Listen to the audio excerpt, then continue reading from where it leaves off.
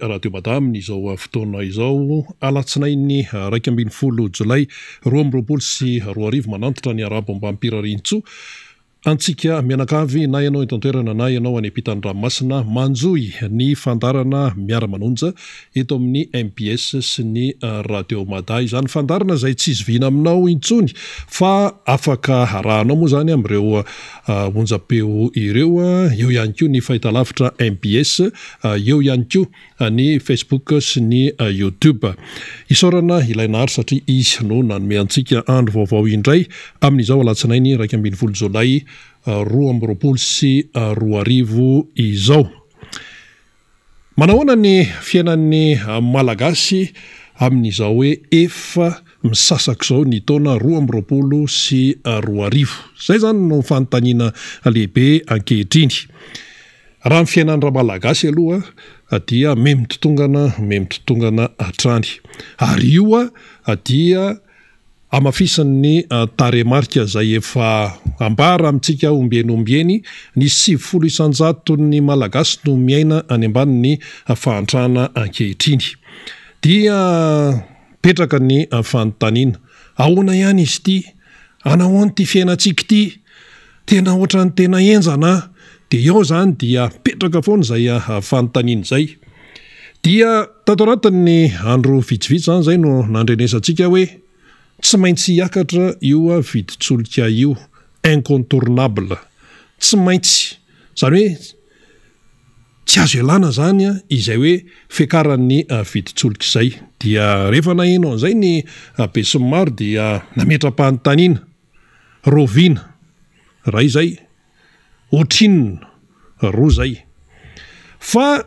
rehefa jerena zany ny fandehan'ny raharaha dia lay fiainana efa tena sarotra amin'izao fotoana izao mbola tandondomina lay viditsolika izay hoe incontournable ny iakarany dia vao maika miasa ny sain'ilay malagasy, miasa ny sain'ilay 700 isanjato hoe ahoana no hiatrehana an'izany. Zay zany no fipetrak'ilay izy. Ahoana no hiatrehana an'izany solika hiakatra izany. Io zany hoe na roviana na ohatrinina ny fiakaran'ilay viditsolika dia mametra-panontaniana ilay malagasy 700 isanjato miaina any ambanin'ny fahantrana. Zany hoe raha miaina any ambanin'ny fahantrana izy dia tsy mahovoka ny vola eo ampelantanany hiantrehany ilay fiainany isanandro. Zay ny dikan'le hoe miaina any ambany fetran'ny fahantrana. Raha raisana ny $2 zay ny Banque mondiale no nametra an'io fa tsy zay no niteny izany na hoe iza no niteny izany na mpanohatra fa raha raisana ny $2 ilay malagasy zany ny 700 isanjato ny vola ampiasaina isanandro dia latsak'izay $2 zay. Raha ohatra ndraika raisina ny $2 dia ilay 700 isanjato amin'ny malagasy mahery no latsaky ny $2 ny vola kirakirany isanandro hiatrehany an'ilay fiainana. Mbola tsisy lasantsy mihetsika amin'izany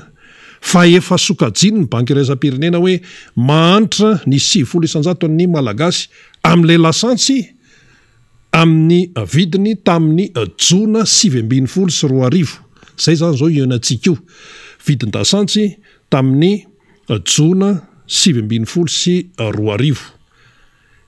Kanefa ao anatin'izay dia efa mahantra ilay 700 isanjato ny malagasy mahery. Efa mahantra. Zany hoe efa tsy afaka miaina araka ny tokony ho izy intsony. Zay le avipetrak'ilay raharaha. Fiainana isanandro zany resahan'izany. Dia io mantsy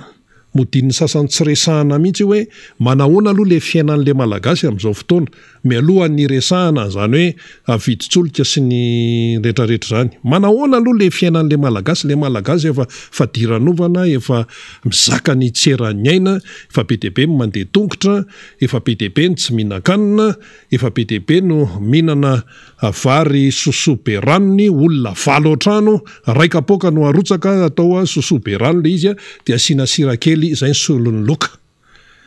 Ary le izy dia mialatsiny raha miteneny ity hoe ny tsy ny ao anaty vilanytsono ny ritra fa na le vilany ary efa lafo tsy ny ao anaty vilanytsono ny ritra fa na ilay vilany aza efa lafo dinina tsono moa zany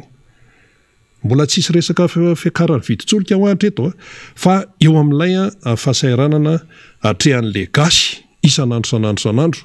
na ny tantsa na ny aty an-tanan-dehibe na ny mpianatra na ny ray aman-dreny na ny sekoly na ny orinasa na secteur privé ndretrarehetra mihitsy dia minainaina daholo amin'izao fotoana izao zay le izy tsy mila fanazavana be zany tsy mila hoe ekonomista be nandalina fianarana be dia mahatsapa an'izany fa zavatra iainana isan'andro dia tonga indray zany ty ilay raharamanga inona zany raharamanga zany hiakatra ny solika tsy azo hidivirana intsony izay fiakarany solika izay zany no teny zay enitsika mianakavy amin'izao fotoana izao dia ilay vahoaka malagasy efa difitry ny fahantrana ny 700 mahery mbola hoe miandry ny fidonany zay mihitsy ane le izy miandro ny fidonany ny eto efa tsy vita dia atsindray zany efa mananotanana izay hoe fiakaran'ny viditsolika izay dia ahoana zany ny iainana ny ao ambolany efa tsisy tsony le vilany asiana sakafo efa lafo dia aiza zany ny iainana mbola ho avy ihany koa ity fiakaran'ny viditsolika ity dia inona ny zava-misy manoloana an'izay fantatry ny mpitondra fanjakana tsara zany tenenitsika rehetrarehetra zany fatany zany hoe le vahoaka malagasy nefa tena sahirana efa tena mahantra kanefa ty ato tena hoe incontournable tsy azo ialana ny fiakaran'ny viditsolika dia hoy ny vahoaka tsy azo ialana ahoana fa nahoana no tsy azo ialana le izy ary raha ohatra hiakatra ilay viditsolika ahoana eto ananiny eto efa tenentsika foana io no hiatrehan'ilay vahoaka malagasy an'izany ny atrehan'ny vahoaka malagasy an'izany na fiakarana vidim-piainana io na fiakarana io rehefa hoe izay miakatra rehetrarehetra dia ilay eo ampelantanany mba miakatra ihany koa mba miakatra ny sandam-bola le ariary io mitombo ny vola miditra isaky ny tokantrano metsara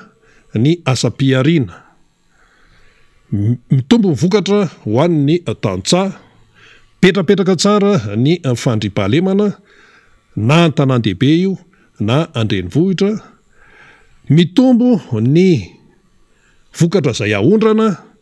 ary miena ny zavatra izay afarana avy any velany ohatran'izany zany no zavatra miseho tokony iseho ato ananinato raha ohatra ka misy ny fiakarana ato ambadikato fa le fiakarana tenena hoe incontournable fa maninona koa tsy atao hoe incontournable ihany koa ny fahatsarany ny fidiram-bolan'ny olona mba mety tsara ny fiainan'ny olona reo anie tsy afaka misaraka fa le ato tsy resahana ilay vola miditra isan-tokantrano fa ilay vidim-piainana sy ny viditsolika no resahana ato mifampidinika amin'ny pétrolier sy ny sisa mbola resahantsika iny no rehefa avy eo fa ity viditsolika io zany dia anokanantsika fotoana misimisy mihitsy ahitantsika ny tsy fahaiza-mitantana eto amin'ny firenena ary io tsy tao anatiny ny fotoana fohy fa efa mantonany io efa mantonany raha raisitsika ohatra ny tamin'ny taona 2024 izay anisin'io viditsolika iainantsika amin'izao fotoan'izao io 107,000 ariary ny ray litatra amin'ny lasantsy 403 ariary ny ray litatra amin'ny gazoil efa tamin'izany zany io viditsolika io dia raha ohatra ka tena hoe mahalala le mpitondra mahay le mpitondra mahavita le mpitondra dia efa hatramin'izany zany dia efa tokony petrapetraka daholo hoe zao no iatrehana an'ity zao tamin'izay zany dia efa tokony mipetrapetraka daholo ny zavadrehetra manoloana an'ilay izy satria raha mitondra firenena zany anie tsy vitany hoe resaka hoe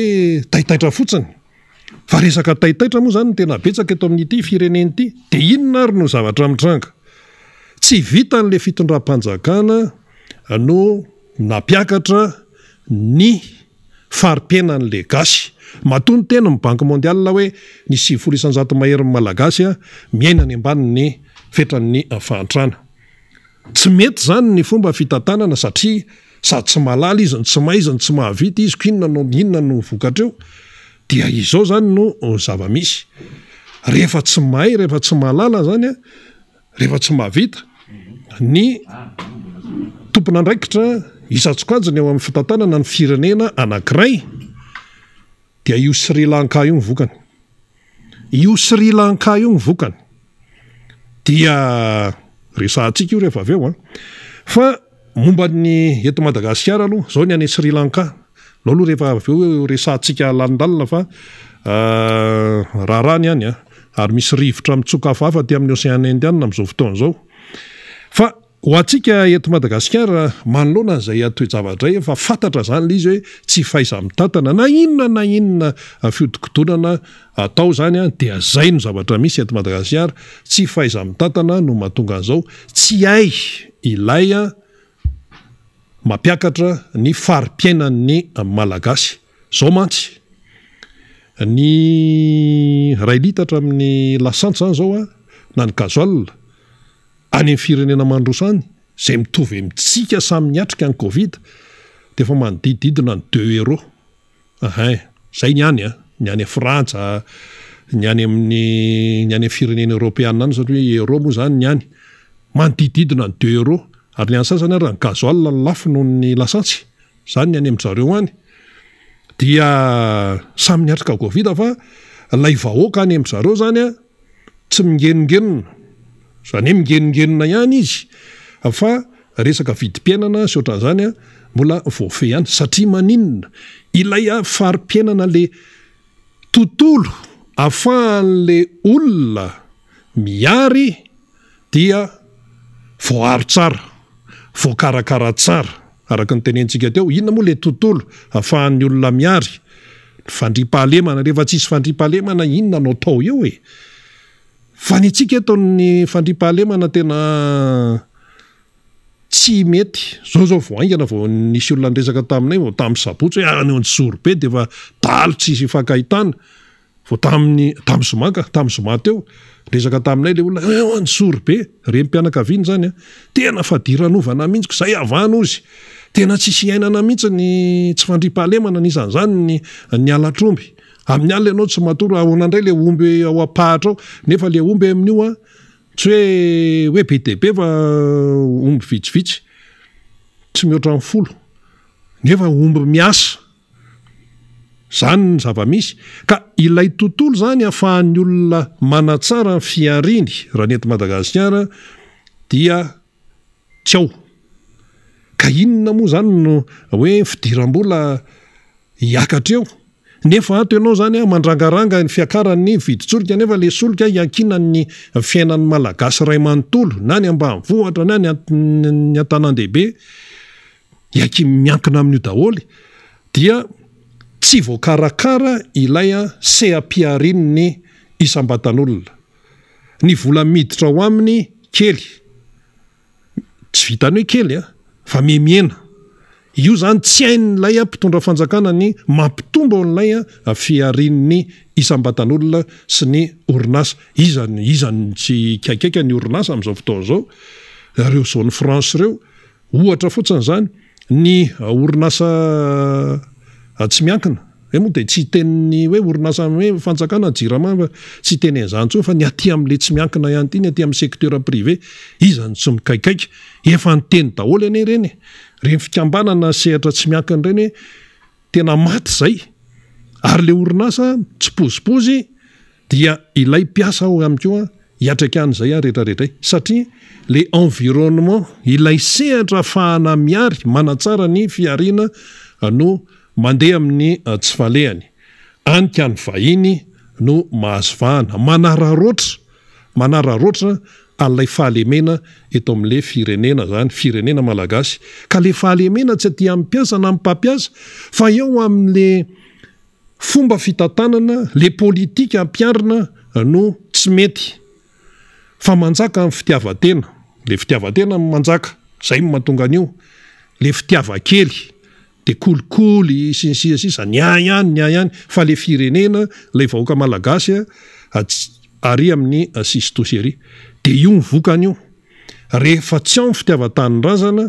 rehefa tsy ao ny fahalalana rehefa tsy ao ny fahaizana rehefa tsy ao ny fahavitana dia zao mivokany zao zany no mivokany de io zany hoe mangarahara mandrangaranga an'lay hoe fiakaran'ny viditsolika de inona ny zavatra hita amin'izao fotoan'izao de mikiropaka le fitondrana ary tsy vitany hoe mikiropaka fa matahotra inona ny atahorany ny atahorany dia explosion sociale ny atahorany dia Sri Lanka bis zay no atahorany io zany tsisy resaka hoe politika hoe ahoana fa tena hoe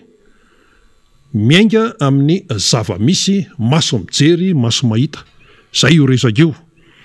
de rehefa mikiropaka zany ny fitondrana na hoe tena tsorina hoe matahotra izy dia mampiantso an'izao izy apetsony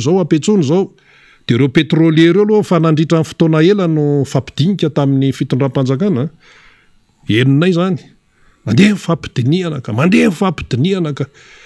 de efa nyteny koa mpitatitra hoe raha vao miakatra eo solika io de efa arivo ariary anytsika miona resaka taxi be io zany raha nyteto Antananarivo de suburbaine koa efa nyteniteny de samy miteny daholo samy mandrangaranga daholo de mikiropaka amin'izay ary le fitondrana de rehefa mikiropaka de inona nataony natsony retsy zay eritreretiny fa hoe afaka ifampiresahana de asa votoatin'ny tany aloha zany zay ny vohotany mahafantatra io inona votoatiny tao fa de zao hoe inona no atao manoloana ny tiraraha ty inona no atao de hoy ny mpitazana hoe inona no atao ahoana nareo no mitondra eo omeo mivahaolana fa zao zany lasa misarangotra atsona ny hoe société civile atsona ny secteur privé ko atsona ny hoe mpiaro ny zon'ny mpanjifa fangaro eo natsonindreo raha ngaty mahasolo tena ny vahoaka malagasy tsy mahasolo tena n'le vahoaka malagasy 700 izay miainana ambany fahatrana ny tenen'ny banque mondiale reo olona natsona ny mpitondra fanjakan'ireo tsy mahasolo tenindreo na ahoana aloha dia pétrolier moa zany tsy resana satria zareo zany manokana mihitsy ny azy fa hoe misy société civile natsona ho ny fampidinika teny avoloha hoe nisy secteur privé ho ny sehatra tsy miankiny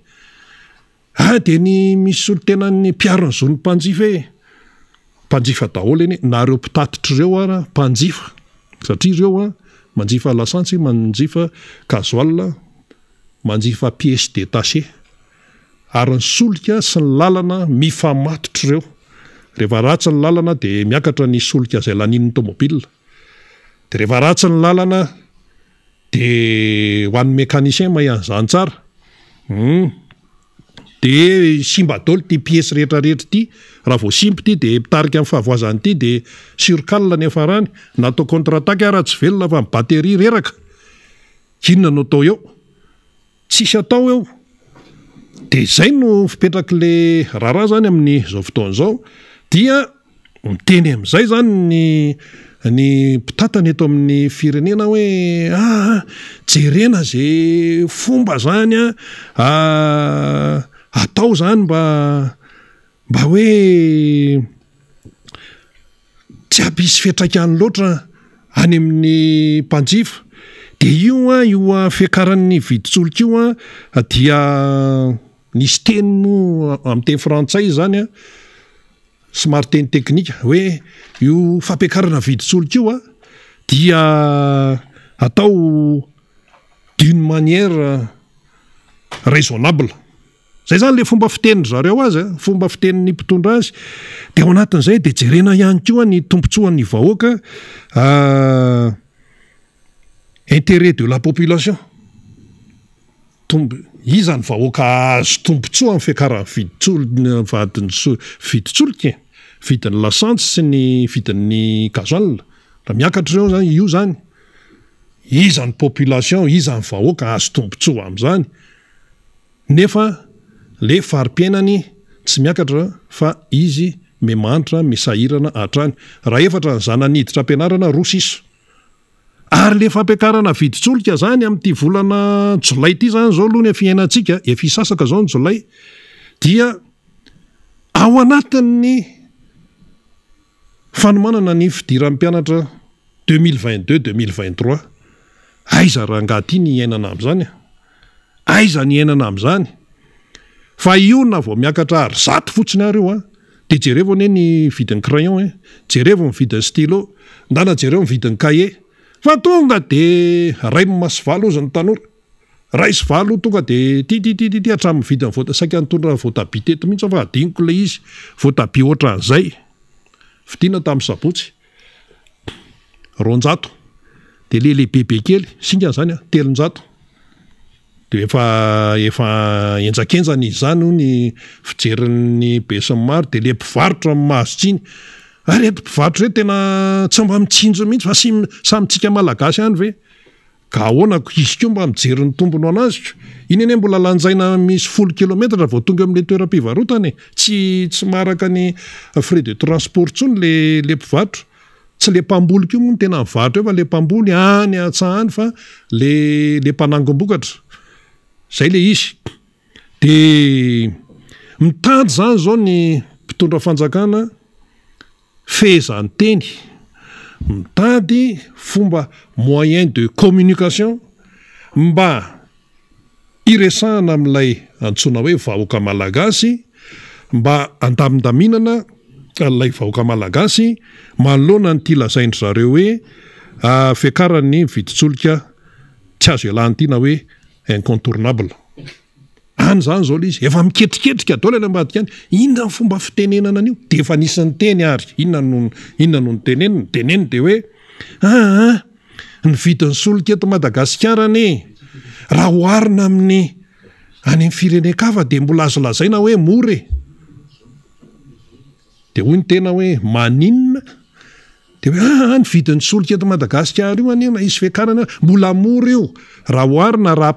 ampitaina zany amin'ny any ivelany tsy zany ny fomba fiteny malaza azy fa apitao amin'le CAPRiny le malagasy le izy apitao amin'le vola miditra any anaty poketra sy any anaty aposin'ny malagasy ilay viditsolika na ilay vidim-piainana fa tsy apitainao amin'ny Comorianina ry na apitainao amin'ny Mauritiana tsika efa resy ny Comorianina tsika efa resy ny Mauritiana tsika vao eo mihitsy ny tenanay Nigeria ny PIB amin'ny Maurice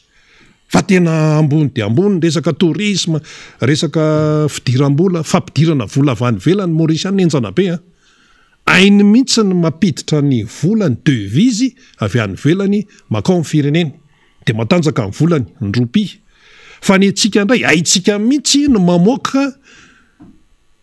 ny efa kely eto am-pelatanana inona dikan'izay ilay vola eto am-pelatanana zany avoaka tsika makany ivelany anafara tsika entana avy any ivelany fa le fampidiram-bola avy any ivelany maketo amintsika tsy haitsika politika mpanjakana nefa zany politika mpanjakana zany fa tsy ny vahoaka mamboly vary sy mamboly anana sy voatabia riny de ivakoloha am'izany fa politika mpanjakana amin'ny ankapobeny zany eo zany zao le fipetraka le raharaha de inona zavatra nitranga mipoaka ara le tao Sri Lanka tamin'ny farany herinandro teo de taitra ny mpitondra teto Madagasikara hoe inona zany ao Sri Lanka zany tao Colombo moa le izy tao Andrenivohitra inona zavatra nitranga tao Colombo efatra amin'ny io izy io efatra amin'ny volana avrily nalefa naisy faniry teto sy namana faly teknisianina ny fahatezerany olona ny mponina tany a Sri Lanka tao a Colombo renivohitra moa zany satria maninona miakatra ny vidim-piainana tena ny jiro tapatapaka zany tany Sri Lanka de tamin'ny sabotsy io dia niakaran'ny olona anarivony ny lapa-panjakana tao Colombo zay ny zavatra anseho naneo ny fahatezerana zany le vahoaka dia lasa nitsoka ny filoha Sri Lankais Rajapaksa zay i Rajapaksa nefa dia nandritra ny 2 taona sy 7 volana no nitana ny toerany filoha-pirenena tao a Sri Lanka zany 2 taona sy 7 volana zany hoe tao anatin'ny Covid mihitsy ary niatrika ny Covid-19 tena faran'izay zokony faran'izay enjana ny Sri Lanka ohatra ny firenena rehetrarehetra ohatra tsika teto Madagasikara fa bezestra i Rajapaksa filoha-pirenena Sri Lanka sy ny ekipany matikambo loatra efa nanomboka angenongenona zany le vahoaka hoe tena enjana any ity de inona ny teneniny ekipany Rajapaksa ka le Covid ka zao ka io tsy afa manorytsika fa ny vahoaka Sri Lanka tsy te halala zany fa mifantana hoe misy mpitondra eo dia ireo mpitondra eo zany no mijery ny vahaolana fa inona kay ny anakaramany ny vahoaka ny mpitondra fanjakana tsy amaolana zay no anakaramany ny vahoaka ny mpitondra fanjakana ao anatin'ny firenena anankiray ny amaolana rehefa misy ny olana ary ny olana tsy maintsy misy raha mbola eto tany any an-danitra ny tsisy olana tsony any amin'ny fiainana mandrakizay ozy le pastera zay any tsisy olana tsony any fa raha mbola eto tany tsy maintsy misy olana raha vao tonga Adamaseva de efa niatrika olana vokatry ny atendana koa moa ny Adamaseva de tonga ny olana tonga amin'ny problema tonga ny asan-demony isan-karazany ka ianao zany tsy maintsy miatrika an'le olana ka ny Sri Lanka tsy te halalan'izay hoe zao hoe makatsa makariny fa mifantany de hoe tsy mihinan-kanina ny vady aman-janany ny fantany de hoe tapaka ny jiro tsy afaka miasa tsy afaka miodina ny orinasa tsy afaka manao ininona bloqué tapina ny domy zay ny tao Sri Lanka ary rehefa tapina ny domy de araka ny tenentsika teo hoe tsy ny ao anaty vilany tsony ny ritra fa na le vilany ary rehefa lafo de iny ny vokany iny reny zany izy reny de ozy izy zany nga Rajapaksa hoe ay lasa nitsoka aloha izy arak'le sary teo zany de arova miaramila izy any amin'izay toerana misy azy any de ozy izy hoe amin'ny 13 mifankahita asako moa inona ny tiavany nga Rajapaksa anty chiffre 13 ty fa hoe amin'ny 13 juillet rafakapitso zany amin'ny larobia satria 11 androany 12 rapitso rafakapitso ny 13 amin'ny 13 aozy izy ametra-pelana amin'ny fomba ofisialy fa maninina ianao raha tonga de miteny eo hoe miala fa mbola iandry amin'ny 13 sa ahoana fa zay aloha zany ny safidiny nga Rajapaksa filoha Sri Lanka de ozy koa nga prime ministre Sri Lanka za koa hialako ahoana no zany no tratra farany eto fa za koa hiala de ao a Sri Lanka zany zao amin'izao fotoana itenenantsika zao de tena hoe tsy fantatra tsony ahoana ny mombany hoe firenena zany zavatra zany nefa tamin'ny taona 2014 zay nahatonga teo amin'ny fitondrana nga Rajapaksa dia azo ny soroana daholo fa izy zesta loatra ny ambony namaika azy ny zavatra tsy marary ny Sri Lanka ny namaika azy zay no nataony nga Rajapaksa sy ny ekipany zavatra tsy mahamaika zavatra aingitraingitra zany no namaika azy tao anatin'ny 2 taona sy 7 volana tompoko raha nytao a Sri Lanka eto Madagasikara betsaka ny Sri Lanka eto any andrareo moa ty resaka le misikotsikotra safira sy aniny ty tena omby azany ao fa gasy mpiasa fa ry zareo sefo betsaka ny Sri Lanka eto fa ny any firenendrareo zany tena tsy hitan'le vahoaka ntsony zay ataoko nona rehefa io kibo tompoko nona rehefa tsy mihinan-kanina rehefa marary tsy hita zay atao de efa tsy isy tsony ny atao hoe contrôle tsy voafehy intsony rehefa hoe olombelona tsy hoe Sri Lanka akory ny hoe miavaka eto ambonin'ny tany tsia fa rehefa hoe olombelona rehefa nona de tsy maintsy mingenongenona de rehefa menimenina dia manao zavatra tsy voafehy intsony any anaty baiboly be deabe ny mitantara an'izany Jeso Kristy raha tsy naharitra mihitsy izy nahita nyreto vahoaka be nona de inona misy any mofo diminy aty de azandrany roa de ao apetrao vahoaka de zarao satria nona le vahoaka zany de zay zany zao no fipetraky le raharaha ka aty amin'ny ranomasina indianina amin'izao fotoana zao tsy zay no miteny an'izany fa ny mpandinika mpanaraka ny raharaha eran-tany miteny an'izany de misy rivotra mitsoka hafahafa ty amin'ny ranomasina indiana ty ary Sri Lanka sy Madagasikara de misy zavatra tovitovizana zany voalohany indrindra aloha samy aty amin'ny ranomasina indiana na Madagasikara na Sri Lanka miaraka amin'ireo nosy ohatra hoe Comoro, Mayotte moa zany efa département frantsay, La Réunion, Maurice, Seychelles ty amin'ny ranomasina indiana daholo zany, Îles Éparses zay dongin'ny frantsay io aty amin'ny ranomasina indiana daholo zany. De io a Sri Lanka io dia ankoatran'izay ihany koa samy nosy samy aty amin'ny ranomasina indiana de samy nosy de samy niatrika Covid zany tsy maintsy lasa le fisainana manoloana le toetra raha dia hoy isika hoe fangamo voatery hitovy amin'ny any Sri Lanka zay tsy niteny an'izany fa le zava-misy ao a Sri Lanka tamin'ny sabotsy de mahalasa saina satria reny le antsoina hoe explosion sociale reny de reny izy reniko nga io vidim-piainana hoe fetraika amin'ny vidim-piainana io ne tsy vitan'ny hoe hosakanana amin'ny basy na hoe hosakanana amin'ny hoe force tsy zany io resaka toe-karena hafa mihitsy ho hitanareo io amin'ny resaka Ukraine sy Russie io kendain'ny aty amin'ny resaka toe-karena no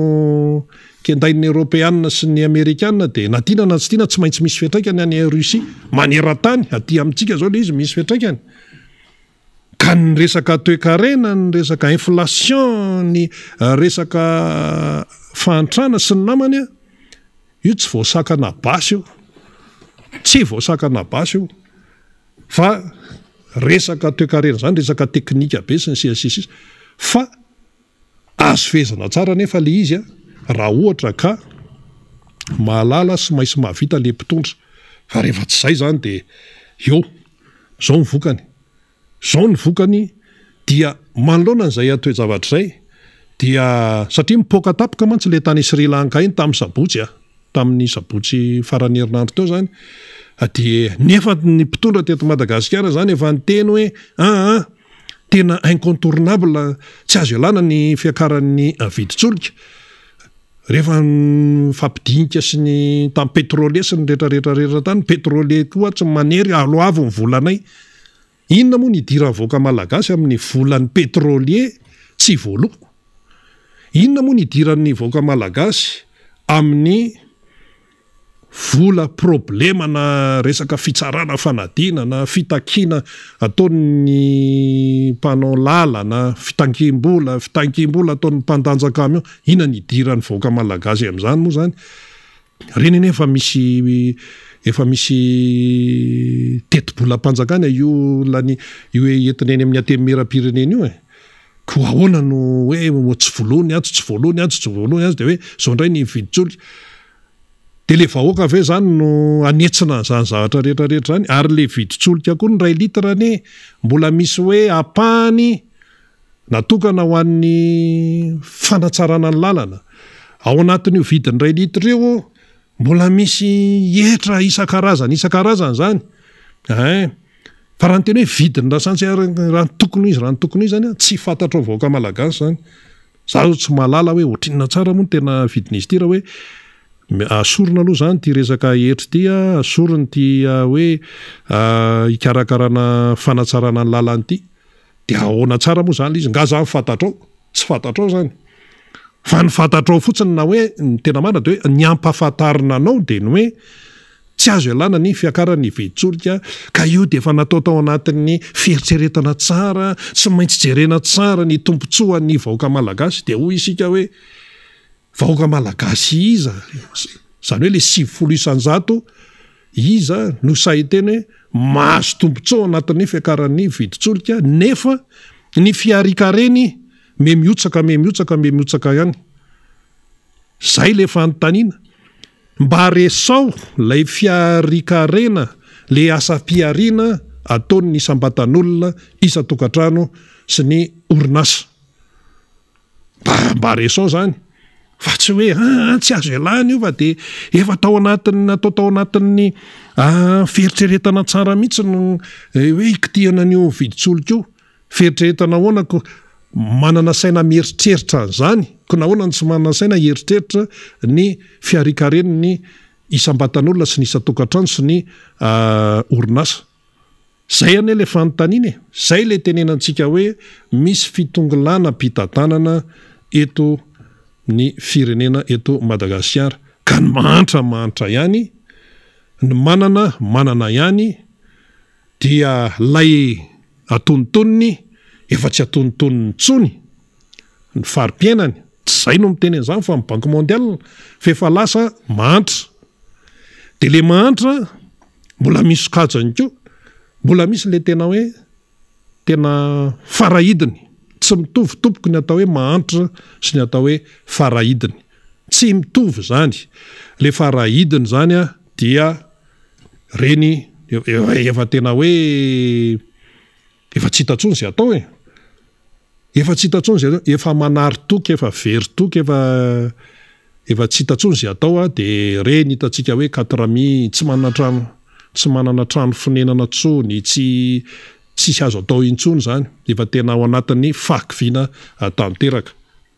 misy teny malagasy malaza azy tsara mihitsy hoe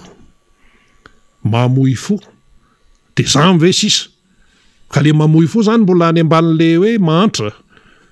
ka zay zany no zavatra misy ka io zany aloha de inona zany no toyany de hiteo zany no toyany aloha hiteo ny toyany samy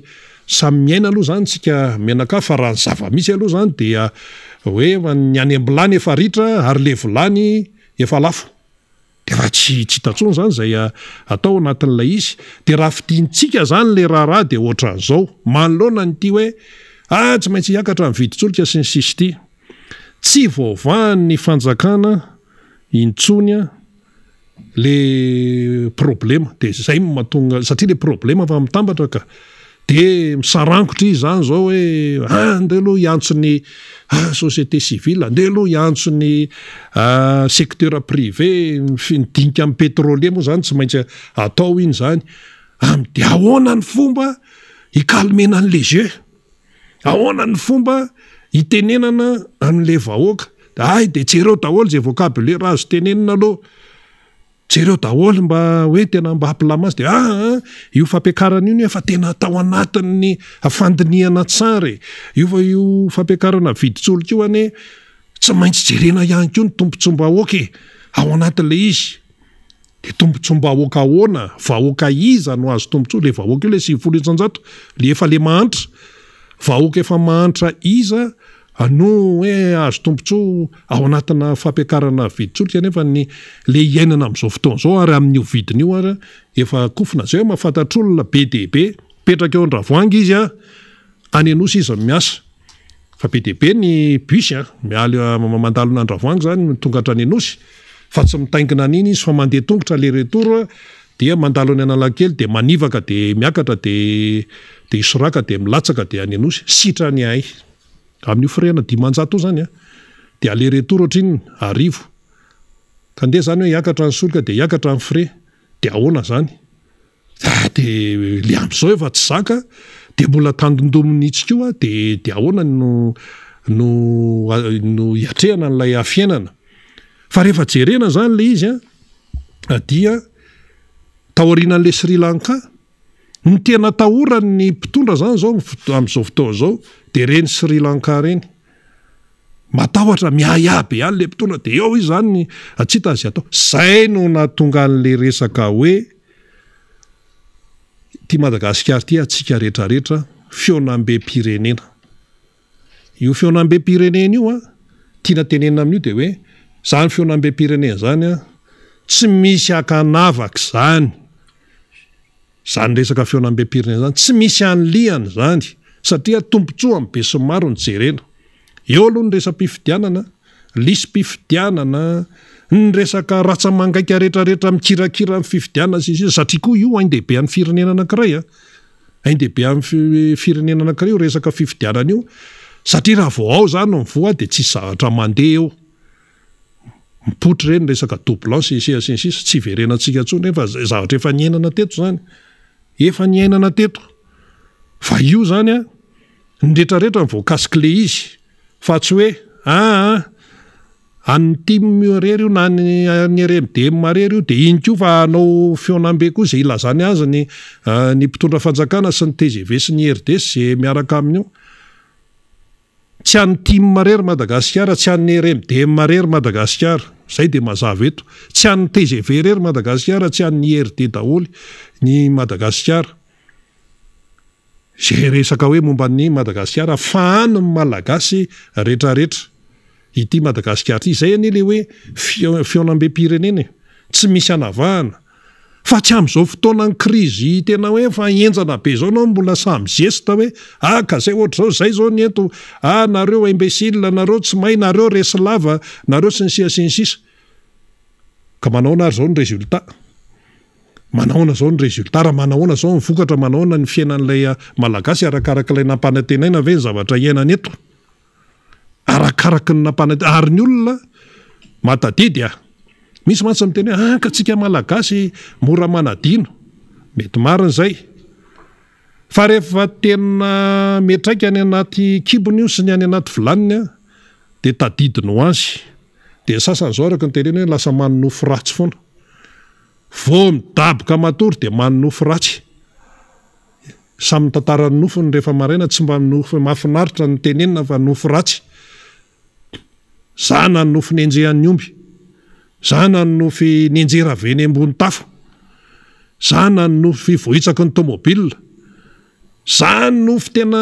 tsy manjary rehetrarehetra zany nofy isan'ny legasy amin'izao fotoana izao fa tsy mba hoe manofy za tena nanofy ohatr'izao sy ohatr'izao mba hoe zavatra tsara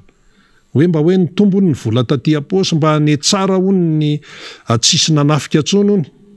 fa zavatra ratsy foana ka eo zany ny fipetraka le raharaha amin'izao fotoana izao mitaitaina le malagasy mitaintaina ao anatin'ny efa fahoriana mitaintaina ao anatin'ilay efa fijaliana sy le azo fijaliana zany efa lanjaina ankehitriny dia eo zany tsika manao conclusion hoe raha nyresaka feonambe pirenena tsy misy anavahana io dia raha mifahitana azy zany zao dia tsy azo elana io zany tonga dia resaka mahitsy fotsiny zany tsy azo elana io raha ny zava-misy ankehitriny no jerena ary io resaka Sri Lanka io dia tsara manamarika eto fa tsy maintsy mefara ny feonambe pirenena io any Sri Lanka io zao efa mijerena io ny sehatra raisam-pirenena rehetrarehetra satria Sri Lanka miara-miasa amin'ny any velany tsy maintsy feonan-do-pirenena ny amanany olana ao Sri Lanka ko ny président fa nitsoka ny prime ministre rafaka pitsy izy nametra-pialana amin'ny fomba ofisialy araka ny teneniny any zany dia any izy arova miaramila any amin'izay misy azy any dia le prime ministre Sri Lanka koa fa miteny za koa hialako za rery veno eto dia inona no ataoko eto dia inona zany no mitondra ho Sri Lanka amin'izao fotoana izao tsy maintsy miditra amin'izay feonambe pirenena zay satria nanina notereny ilay crise sosialy notereny ilay crise économique izay efa nikiky an'ilay firenena antsoina hoe Sri Lanka nandritra ny volana maromaro raha tena nijerena moa izy io dia nanomboka tamin'ny volana avrily 2024 no nanomboka efa nikorotana ny tao Sri Lanka tao Colombo ilay izy dia tsika moa miteny foana hoe mandray lesona fa betsaka izay lesona tokony efa niraisina izay sa ve tsika tsy mianatra lesona ohatra mpianatra hoe ianao rehefa mianatra tsara rehefa nianatra lesona tsara hainao tsara ny formule tsy tokony haha zany ianao hoe tsy ho afaka zany tsy maintsy afaka rehefa nianatra tsara tsy maintsy afaka rehefa hoe nianatra lesona tsara ka ny aty amin'ny team ny aty amin'ny RMDM ny aty amin'ny mpanohatra tarian'ny président Marc Ravalomanana efa misy lesona be dehibe efa tenenina foana raha mitondra firenena zany ene ianao mila mahalala mila mahay mahavita natao ve zany sa tsy natao zay fotsiny zao zany zao dia efa lesona zany fa sasany moa tsy zavatra fa mamaika azy sy zavatra ataony mpanoatra no hoe inona indray no ataondreo inona indray zao zany eny ny zavatra misy eto volamena misitrika any amin'ny fitombenany sasany hita fa ny volamena any anaty kovra anao tsy hita dia ahoana ary zany be dehibe ny arem-pirenena mivoaka eto de rehefa inona no hita de rehefa inona no tsy hita de hita ve ty fahatram-bahoaka ty zao ananontany zay ray aman-dreny tena tonga de tena ahoana reno atao amin'ity fa ahoana moa le fidira amin'ny mpianatra ko ahoana fa firy ny zanaka ao amin'ny mianatra efatra de ahoana ny anankiray ihany mba any amin'ny sekolim-panjakana le telo mafindra kilasy de fa any amin'ny sekoly tsy miankina raha vao hoe sekoly tsy miankina de mandoha vola zay fa ny fanjakana koa nga tsy mandoha vola misy vola aloha koa any io le efa nytenenina hoe taom-pianarana 2022-2023 hoenjakenjana ny lalao ho an'ny ray aman-dreny de ao anatin'ny fiomanana zay no misy an'ity hoe hiakatra ny viditsoloka ity de eo zany ny araky ny efa nazavaina teo hoe eo zany no mijery ny fomba rehetra ny mpitondra fanjakana hoe ahoana ny communication ahoana ny ilazana zany amin'ny vahoaka malagasy mba tsy hoe tena hoe anaitra azy na hoe ahoana ny fomba atao de atsona daholo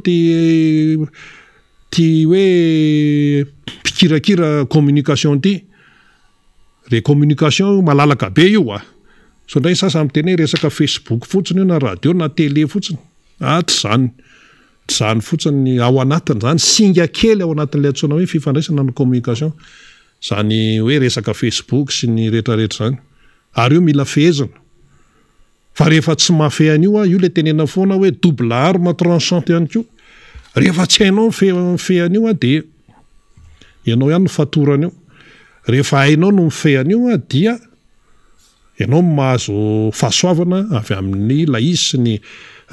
fiarahamonina zany zay misy ianao zany zavatra mazava be mihitsy zany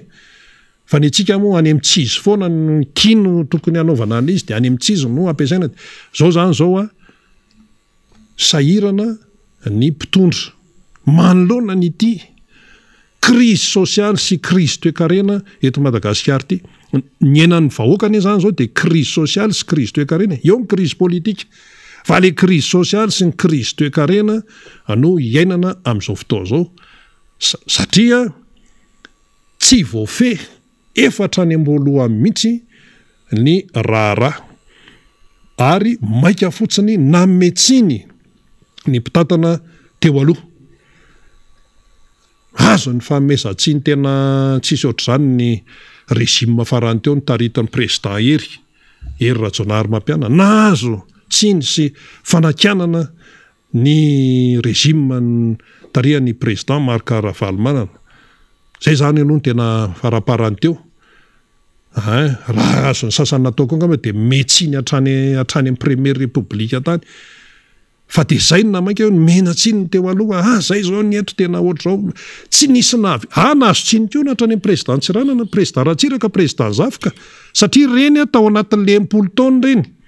satria mpitondra amin'izao fotoana ny teny hoe niarahantsika na eny zany fa tsisy mamorona hoe zavatra tsy vita nandritra ny 10 taona dia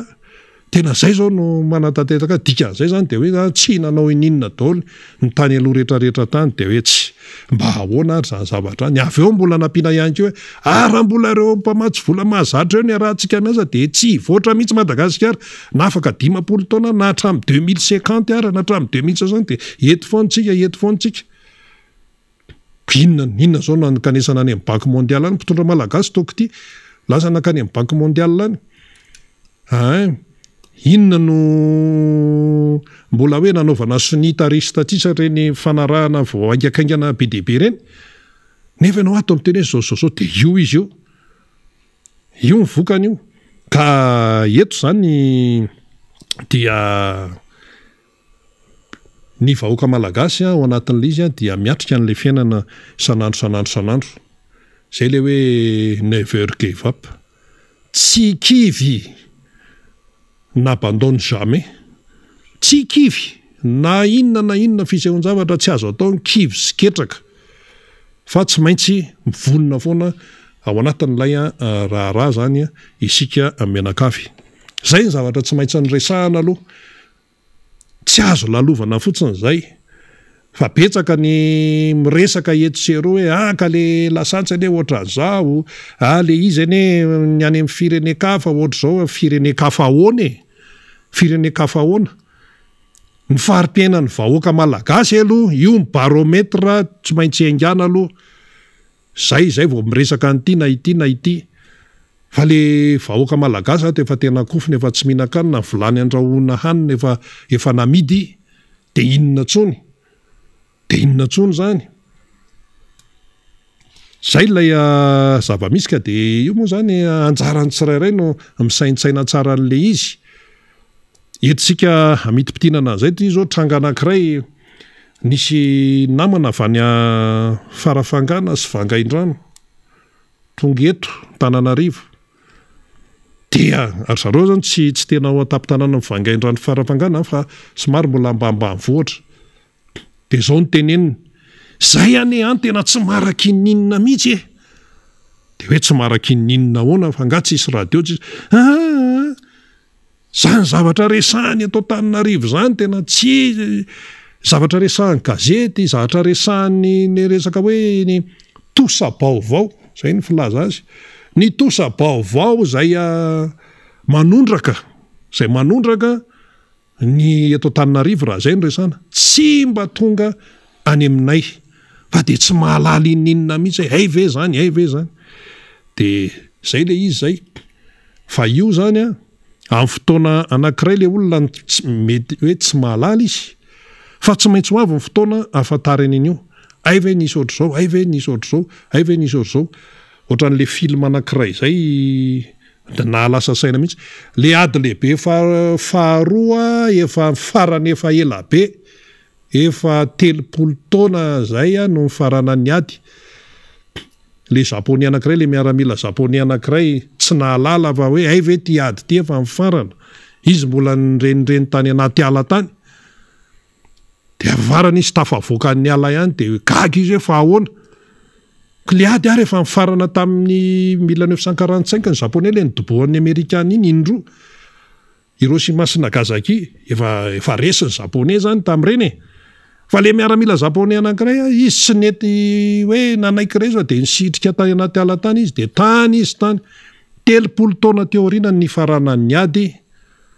zay izy voaka masoandro zany de efa niteneniny izy hoe zao rehefa nijerena tokoa hoe izy ty olony ty de vao marina hoe miaramila Japonais ka ohatr' zany ny akamarony ny toerana eto Madagasikara tsy mahalala inona fa eritreretin'ny sasany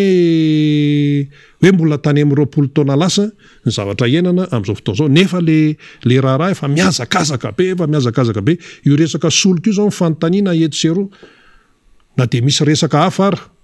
tsy resahana eto zay na be resaka tatao amin'ny faran'ny herinandro teo zay tsy resaka an'izany fa ty resaka fiainam-bahoaka ty aloha ny tena mahamaika aloha ankehitriny dia ho hitantsika eo ny toerana. Efa tazanao ny député Alain Ratsimbazabo zay voafita tamin'ny alalan'ny Tika Madagasikara tao amin'ny distrika ny Atsimondrano anan-javatra ho resahana izy efa eto ihany koa ny namana Faniry Razafy Manatany dia miarabany namana Faniry miarabany député Alain Ratsimbazabo mena Faniry avy hatrany ary sehatra ndao ary zantsisy miraba rina de miraba ny teknisiantsika ihany koa zay mandrindra ny sary sy ny feo amin'izao fotoana ifampiresahantsika izao ny mpijery ny mpiaino raha teo anaovana fialantsiny antsika satria manana olana amina resaka connexion tsika réseau dia misy zany tsy fahazona mivatana sa efa mandeha ve fala ny fampitana mivatana zany amin'ny alalan'ny Facebook sy YouTube zany itsika mandray amin'ny radio sy ny fahita lavitra dia manaraka mivatana ity fandarana ity anaovantsika fanamariana zany satria dia betsaka ny zavatra zay tsara ho hitondrana fanazavana zany de miarabantsika rehetra aloha na vita ny faran'ny herinandro tsy anaovana kokoa tsony satria fa tsy fotoana anjantsony zao fa efa ady mafana ady mangotraka noho izany a dia adino aloha ny kokoa androany fa betsaka ny zavatra tokony ho resahantsika ny vaovao ngamba nefa nentin'ny rina teo fa ovakina ngamba ty fanambarana ty zava-dehibe anatin'le fanambarana manko a de miaraka namana teknisiana tsika zany ny mahakasika an'izay hoe viditsolika zay satria efa nentin'ny rina teo zany ny viditsolika moa zany io no tena hiombona ny adevitra resahantsika dia niakatra dimanjato sy arivo ariary zany ho an'ny gazoal satria 3400 ariary izy teo aloha dia lasa 4900 ariary am'izao fotoan'izao zany dimanjato sy arivo ariary zay fiakarany zay ho an'ny lasantsy na ny samplon zany dia 4100 ariary na 1700 ariary izy teo aloha dia niakatra izy ho 5900 ariary na 700 sy arivo ariary zany zay fiakaran'zay ny pétrole fandrehatra pétrole lampan dia 30 am'zato sy 200 izy teo aloha fa niakatra 3700 sy 200 na 2430 ariary zany hoe 300 isaky ny litatra zany zay fiakaran'zay 300 ariary moa zany ny tiatsika ho resahana anatin'izay isaky ny litatra zany reo no fanazavana zay ataontsika hoe fanamafisana ny vidiny teo aloha sy ny fiakarana zany 300 ariary ho an'ny solika fandrehatra 500 sy arivo ariary fiakarana ho an'ny gazoal ary 700 sy arivo ariary ho an'ny fiakarana amin'ny samplon zany voatonga tamin'ny maraina teo ny tena korina arabe mananjara zay namita didy ara-pianakaviana tany amin'ny 100 kilometatra mahery ny renivohatra Tananarivo dia tany ampandehanana tany zany rehefa iverina maraina io de nandeha fiara fitateram-bahoaka mihitsy ny tena zany io maraina io niala vao maraina be de tany no nahafantarako tamin'ny 3 maraina zany fa niakatra 700 sy 400 ny gazoal ary 700 sy 500 ny inona moa zany ny lasantsy fa rehefa nandeha zay dia tato amina station d'essence anankiray zay saika angalana anaovan'lay fiara fitateram-bahoaka taxi brousse zany zay hoe anao carburant zay de ankona teo le izy hoe ahoana hoe sy efa 700 sy 400 ty zao tamy firy io tamy telo maraina zany hoe ny olona mbola any am-pandrina ny olona mbola any rehefa am-pandrina niala teo am'le toerana de niova station d'essence hafa ataontsika hoe eo amin'ny 100 metatra miala de teo am'le station d'essence anankiray mbola voatazona le prix aloha zany lay 400 sy 300 ariary zany anaovako parenthèse kely fotsiny zay zany hoe asa na fahatarany ny information tonga teo am're tombontsolika zany fa raha vakitsika ty fanambarana navoaka ny OMS sy ny ministère ny angovo sy ny akoranafo ty de ahitantsika zany ny filazany hoe niatra nanomboka tamin'ny 2 ora maraina rehefa niatra tamin'ny 2 ora maraina zany le izy de mazava ho azy zany nanerana ny République ny Madagasikara satria ny fanambarana moa zany dia tamin'ny androany fa 1 volana jolay no nitaterahana zany avereny kely fa le izy teo azafady le fanambarana io izy io 1 volana jolay 2020 sy 2020 zany no signature n'ty fanambarana ity zany de le en-tête nge faly raha possible hoe de jerevantsika kely le en-tête eo eo am'le en-tête zany mba officiel tsara de io ministère de l'énergie et des hydrocarbures sy ny office malgasy des hydrocarbures zany hoe miara namoaka n'ty fanambarana ty zany ny MEAS zany ny angovo sy ny ankoranafo sy ny OMS ka zay zany officiel ty fanambarana ty de ao anatin'ty am'izay no jerevantsika ery ambony ery zay misaotra betsaka ery ambony ery de hoe mazava tsara nresahano anatin'izay de hoe izay ny farana tamin'ny 2 ora maraina zany le fionana zany resahany etsy ambony etsy de resahana eo anatin'izay zany aloha vakiko mihitsy le izy mihitsy aloha vakina fanambarana ozy izy ho toy ny fakakevitra maro lafy ny arahana tamin'ny sehatra tsy miakina sy ny fiarahamonim-pirenena na reo vondro mipiaro ny zony mpanjifa resahantsika eo zay rehefa avy eo dia antanterahana ny alahady 10 jolay 2020 to amin'ny lapa-mpanjakany avlohany fiona ny arahany fitondram-panjakana sy ny vondro mimpandrarany solika eto Madagasikara fivorina zay ny farana tamin'ny 2 ora maraina ny ady mafy ny fitondram-panjakana de raisitsika izay rehefa avy eo ho fitsinjovana amin'ny tombontsoa mivahoaka de nataony gra misy le izy italika ho fitsinjovana ny tombontsoa mivahoaka ozy izy de raisitsika io rehefa avy eo ary ny masona ny tsy hampiakatra be loatra ny vidin'ny solika izay tsy azo idovirana noho ny fiakarana ny fidangany viditsolika maneran-tany raisitsika io rehefa avy eo lasa aloha tonga de notentsika daholo le zavatra raisina rehefa avy eo le raisina rehefa avy eo zany de le vondrommpandrifa ty vondrompanjifa zany raisitsika io zany de raisitsika faharoa anatin'ny tiadevitry ty fanambarany ty dia le mahakasika hoe fitsinjovana ny tombontsom-bahoaka ty republika fahatelo raisitsika eo anatin'izay zany de hoe fiakarany vidin'ny solika maneran-tany lasa aloha ro tentsika tsara mihitsiny fiakarany viditsolika maneran-tany de eo am'izay izy ny teny tapaka tam'izany ara fa raha tokony iotra ny 6 000 ariary ny litatry ny solika de anoferana ho 4 900 ariary ny gazoal ary 5 900 ariary ny super carburant raha tokony iotra ozy izy ny 9 ariary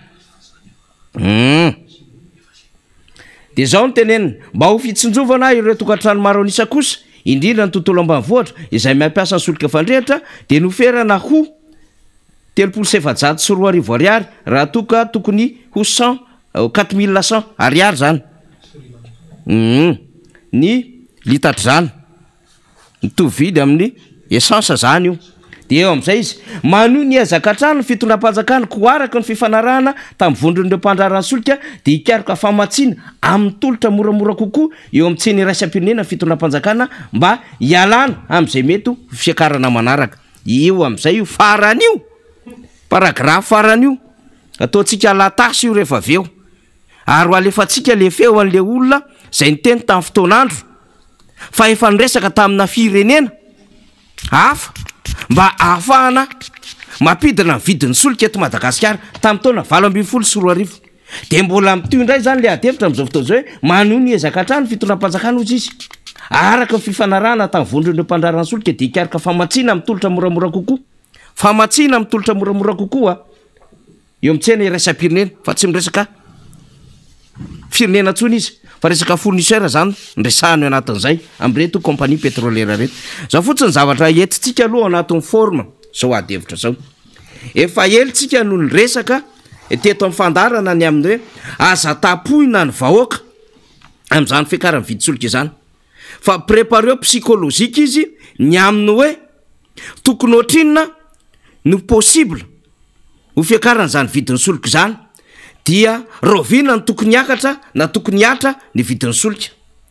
faravaratsiny zany de hoe raha ohatra ka iny ny tapaka 4 900 ariary sy 5 900 ariary sy 2043 430 ariary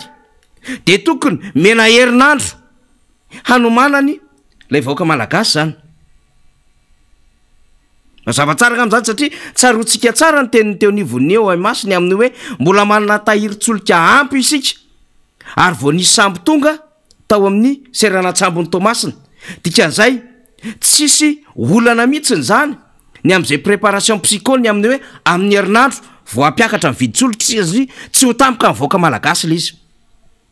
navarina ao anatin'le adevitra manko de hoe nandeha le fifampiresahana omaly tampoka eo am'izay am'ray maraina am' 2 maraina am' 3 maraina efa miakatra ny viditsolika eto Madagasikara nefa mbola mijery amin'ny alalan'ny TVM mbola mipasoka le fitondram-panjakana tsy mbola mieritreritra mihitsy zany rehetra hoe hiakatra am'ty alitiny le izy fa mbola mandeha ny adevitra tamin'ny alakamisy mba te hizara am'ty vaovao amintsika ity ny tenako ny tenako sy ny député membre Bendrina de efa nahazo vaovao any misotra zay mba nahazo nay vaovao fa 500 isanjato io fiakarany viditsolika io zany hoe gasoil sy ny essence fa tsy niresaka an'izany izahay mba tsy ho tonga ny mina endrika hoe hanimba ny sain'ny vahoaka ny fahafantarana am'izay ary sao de eritreritra le fitondram-panjakana fa isika no milalao ansain'ny vahoaka fa itsika de niresaka hoe ny endriky ny vérité des prix tsy azo hitovirana sy ny tokotokony hoe anoany amin'ny ohatrinany ny vidiny solokio raha hiakatra io araka ro adevitra mandeha be am'izao fotoan'izao io de nahazo ny karazana information taty amin'ny côténay zay ny amin'ny hoe 500 isanjato ny fiakarana zany vidy solika zany fa niezaka tsika tsy niresaka anjany fa mbany jerena hoe aiza izy io izy mivoaka am'izao fotoan'izao 470 isanjato zany hoe kely fotsiny zany tsy na 500 isanjato azy inona ny anton'zay de tsotra rehefa mijery am'le fomba nampiakarany fitondram-panjakana an'le vidy solika isika dia 100 ariary ny tsy na 500 ariary an'le vidy solika ho an'ny gasoil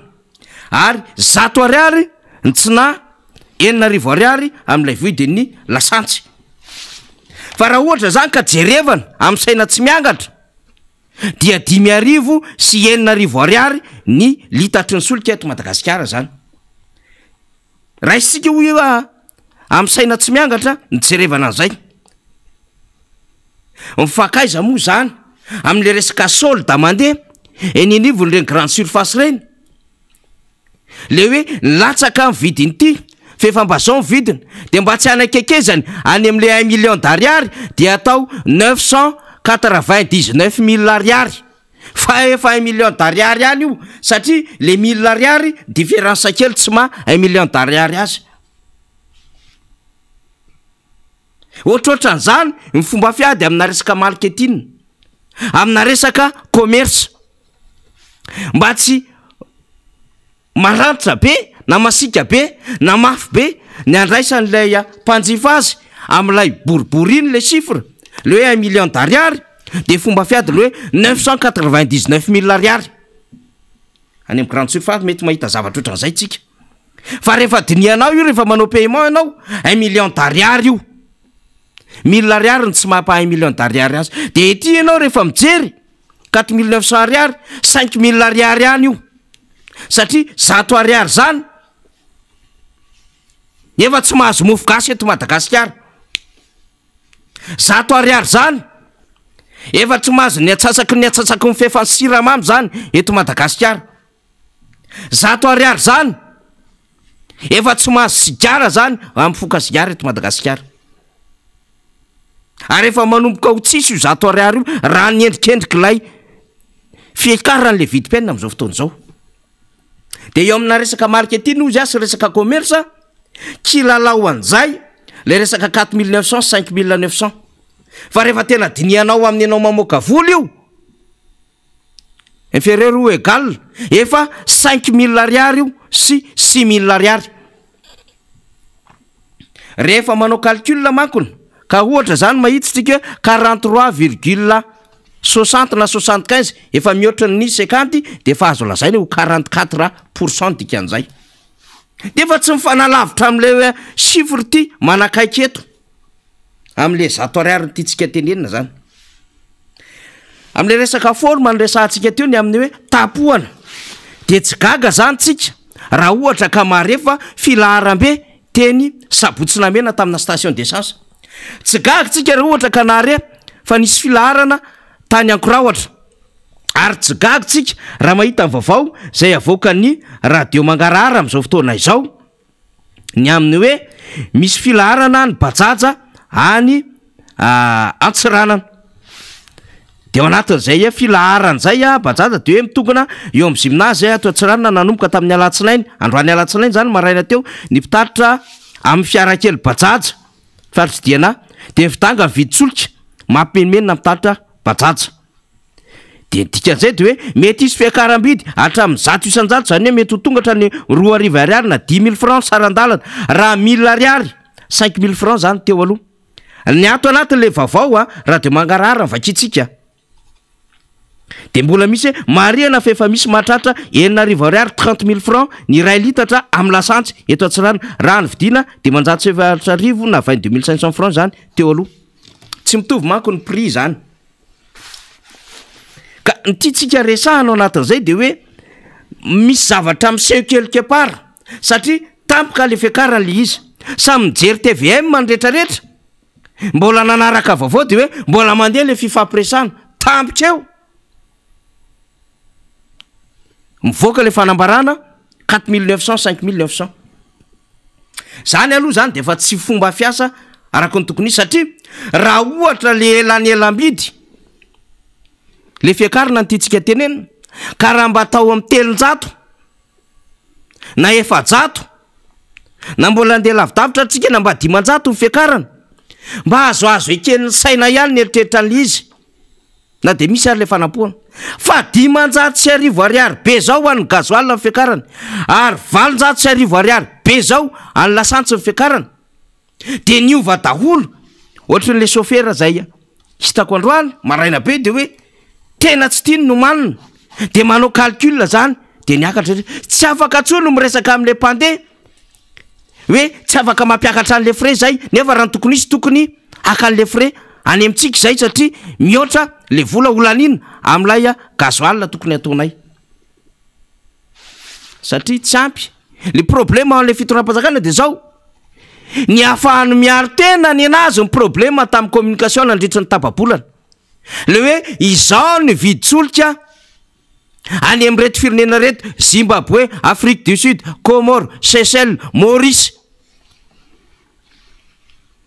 zay ny azy ny kilalao-tsaina nataony fa tsisy mihitsy ny fifampiresahana ho an'ny fanomanan-tsaina melo ho an'ireo vahoaka malagasy ny amin'ny hoe manodidididiny ohatran'izao satria le fitondram-panjakana de miteny hoe fitsonjovana amin'ny tombontsom-bahoaka fitsonjovana amin'ny tombontsom-bahoaka ve ho 44% ny fiakarana raha ohatra zany matanjaka le fitondram-panjakana manoloana le compagnie pétrolière fa marefy le fitondram-panjakana fa raha miary ny tombontsom-bahoaka izy à la limite 10% na 15% ny tokony endrika io fiakarana io zany hoe na 20% aty am'lay 500 raha ny tokony izy à la limite io fa tsy io 44% io dikan'izay malemy le fitondram-panjakana manoloana le compagnie pétrolière raha ohatra izy ka miteny hoe tena niasa mafy nanao mihitsy ny niady ny azonan'io satria tsy eo ampialatana le fitondram-panjakana le tontolony solika eto Madagasikara mamparefo ny fanjakana zany de rehefa mandeha le adevitra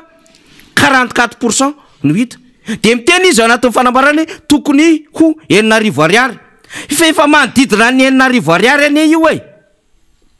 ary zatony tsy maha 9,000 ariary anyty lasantsy ty de hoe tokony 4100 ariary ny solika afandrehatra fa voatazona fa niakatra 300 ariary fotsiny de lasa 2430 ariary zany hoe le vidin'le solika afandrehatra zany pétrole lampan dia saika anaka an'le vidiny lay essence sans plan teo ka raha ohatra zany raisitsika zay essence sans plan zay hoe mihoatra ny 9,000 ariary de fa saika nanakaiky ny vérité de prix zay ny vérité de prix ene tsy ahafahana tsony manao subvention hoe na mandoa an'lay prix de référence calculé sy lay prix affiché à la pompe le PRC zany io sy le PMAP satria misy an'izay mihitsy io de io elan'io zany le 500 sy arivo ariary le 300 ariary le 400 ariary le ketrehan'ny fanjakana lay tsy maintsy ho pena rehefa avy eo any am'le pétrolier zay le PRC zay sy PMAP prix de référence calculé le FOB io si lay prix affiché à la pompe PMAP de io différence io ny fanjakana no mizaka amin'io de mbola izany ve de 44% de mbola mirewaka le fitondram-panjakana fa tena miady am'izay hoe fitsonjovana amin'ny tonotsom-bahoaka zay alors que 44% mandondatabatra ny compagnie pétrolière eto misy état misy institution ary melohan'io nanomboka tany amin'ny mois de mai nanomboka tany amin'ny annonce an'le hoe hiakatra lay prix an'ny carburant nefa nanomboka nisy fifanantonana foana teo amin'ny état sy ny compagnie pétrolière hatramin'ny sehatra raisam-pirenena ary dikany raha ohatra ka efa tamin'ny lakamisy zay nafantatra fa 50% io tsy mifakaizana zany 44% izy am'izao fotoana zao tsy mifakaiza mihitsy zany eo akaikely eo zany sarinady fotsiny natao tamin'ny laditsy na ny eonana tamin'ny zonympanjifo fizamoa reto zonympanjifo reto koa représentatif tsara ve tena mahasolo tena tsara ve inona ny zavatra ny divany tao tena ho accepteny vaoaka ve ny adevitra ny entiny tao nandritry ny zavatra nitranga teto ary ny ray moa zany efa diso fantatra fa iny le mandehandeha be etseroa mampome le anankiray mona tsy ny teny nandritry ny fotoana rehetra zay na mambra azy tao anatina filakevim-pitondrana fa mipotra tampoka satria misarity n'le fitondram-panjakana aseho eo de hoe miona amin'ny amiko lafy rehetrarehetra ny mpandrara ny petrole ny zon'ny mpanjifa sinsis fa efa fantatra fa manodidina 50% ho any le fiakarana de io izy nitotona 44% io zany hoe kelery le fitondram-panjakana tsy afaka ny ady fa nandritry na repoblika Madagasikara tompoko zay tsy fahita tetina dintry ny 12 taona fahita hita amin'izao fotoana zao ity ny fiakarana ambony indrindra na inona antom-panazavany le fitondram-panjakana ny fiakarana anisy teo 300 400 500 ariary raby indrindra mety mihoatra kely fotsiny aza fa ity ny fiakarana be indrindra dikan'izay tsy afaka mandonda tabatra tsy afaka mitrerona manoloana ny kompania pétrolière le fitondram-panjakana de ao anatin'io anie azadiniotsika fa mbola misy ny redevance de développement secteur de mbola misy ny redevance amin'ny entretien routier de ahoana daholo zany rehetrarehetra zany 4% amin'ny litatry ny lasantso viditsika 5900 ariary io no mandeha amin'ireo redevance reo 4% amin'ny gasoil viditsika io no mandeha amin'ireo redevance reo dikan'izay ny fanjakana mahazo tombony be indrindra fa tsy nivaoaka fa mivahoaka mifafankihoany mbola eo amin'le endriky le formtsika aloha fa mbola tsy mandeha lavitra fa iroso amin'izany ny dinidinika sy ny adevitra sy ny fandaliana ary itoy any amin'ny adevitra vaovao mafana tamin'ny Sri Lanka sy Albanie tamin'ny faran'ny herinandro teo fefetako aketo ny député Alain Ratsimbazafy hanoy an'izay adevitra zay fa tia moa vaovao mafana dia tsy maintsy noetsintsika amin'izay le izy ary mbola hitondra ny fanadihadiana sy fandalinana ao anatin'izay resaka fiakarany viditsoloka izay ko député Alain Ratsimbazafy voafidy tety amin'ny disikena Tsimondrano miaraba député miarabanao namana faniry ary manatitra ihany koa ny araba ho antsika voaka malagasy zay manaraka ny fandarana amin'izao fotoana izao araky nefa nambarana namana faniry teo de tena vaovao mafana ary atao hoe miatra amin'ny aty vilany isatokantrano mihitsy ity fiakarana viditsoloka androany maraina ity raha jerena le izy namana faniry dia miperaka tokoa ny fanontaniana hoe tena niomana ve ty fitondram-panjakana ity amin'ny fiatrehana ny zava-misy rehetra iainany voaka malagasy amin'izao fotoana izao tao anatin'ny fotoana zay ny tantanany masy de tsapa sy hita fa maro ireo seam-pitantarana rehetra tsy mandeha araka ny tokony ho izy ary hitatsika amin'izao ny hoe fitavozavozany zany fitondram-panjakana zany amin'ny fandraisana fanapa-kevitra indrindrindrindra ny tsy fananany an'izay antsotsika hoe kapasité na fahaiza-manao zay amin'ny lafin'ny fandresen-dahatra na négociation amin'ireo mpiara-mombonantoka samihafa aranisan'izany reto compagnie pétrolière zay fantatsika fa miteraka adevitra be nanomboka tamin'ity marain'ity na eo amin'ny tambazotra tserasera zany na ihany koa ny fiatraikan'izany vidim-piainana vidiny solika eny amin'ny pompier zany satria dia maro zany reo ataontsika hoe namana sy tapaka eny amin'ny tombontsoloka amin'izao fotoana izao no mampita ny vaovao sy ny zava-misy rehetra any fa tsisy olona zay tsy nomenomenona mahakasika an'izay fiakarany ny viditsoloka izay faharoa manarakaraka an'izay nefa de hitatsika fa raha ny fitondram-panjakana omaly ariva tao anatin'ny vaovao an-tsary ny TVM ohatra de hitatsika fa maro ny endrika fanoliana aseho manoloana ny hoe ohatrany tsy tompona andraikitra le mpitondra zany mahakasika ny fiakarany ty viditsoloka ity satria inona ny antony ilazako an'izay de ny hoe azo raisina mihitsy namana faniry ny atao hoe ny fanasana ny sain'ny vahoaka manoloana ny viditsoloka any amin'ireo firenena manodidina atsika fa tsy ny fiatrehany malagasy an'ilay viditsoloka no zany hoe fanomanana an'lay vahoaka malagasy hiatrika an'lay viditsoloka ny mamay fa ny fialana ndraikitra mahakasika an'izay mety akarany viditsoloka zay raha tokony hoe tamin'ny fitora sasany ariva tany hoany omaly nahitana an'izany loharanom-baovao tamin'ny TVM zany hoe iroso amin'ny dinika miaraka amin'ny filoham-pirenena ireo compagnie tsoloka rehetra eto Madagasikara. Ny hitatsika ary efa nambaranao teony hoe niakatra hatrany amin'ny 440 isanjato ny fiakarany zany viditsoloka zany eto Madagasikara amin'izao fotoana izao. Ary fotoana fohy taorinany fivoriana zay natao zany de efa niatra avy hatrany izany fampiakarana izany. Ny zavatra tiatsika hosintomina amin'izao fotoana izao de ny hoe manahoana ny fiatrehan'ny malagasy an'izany fiakarany viditsoloka zany satria mitarika hatrany amin'ny vidim-piainana rehetra any izay fiakarany ny viditsoloka zay. Raha ny fanapahan-kevitra ny raisin'ny filoham-pirenena mantsy tamin'ny voalohandohan'ny taona 2024 ty amin'ny lafiny hoe fampiakarana ny karama mampiasa mpanjakana ohatra de natadidy tsara tsika fa ho an'ny karama farany ambany no napakarina manodidina ny 520 isanjato ary ny karama farany ambony dia aty amin'ny 5 isanjato aty. Raha jerevantsika zay dia tsy mahasahana zany ny entina hiatrehana ny fiainana raha ny loharanom-bola eo anivony tokantrano tsiray avy raha ny vidin'ny solika miakatra hatrany amin'ny 440 isanjato. Anisan'ny zavatra nomariany namana faniry teo ny hoe tsy afaka mametraka ve ny fanjakana mahakasika ny hoe viditsoloka zay mety ho zaka ny vahoaka malagasy fa toa tsy mahateny ve an'reto compagnie tsoloka reto na tsy mahatrerona zay moa ny fomba nilazany azy teo tsy afaka mandonda tabatra ve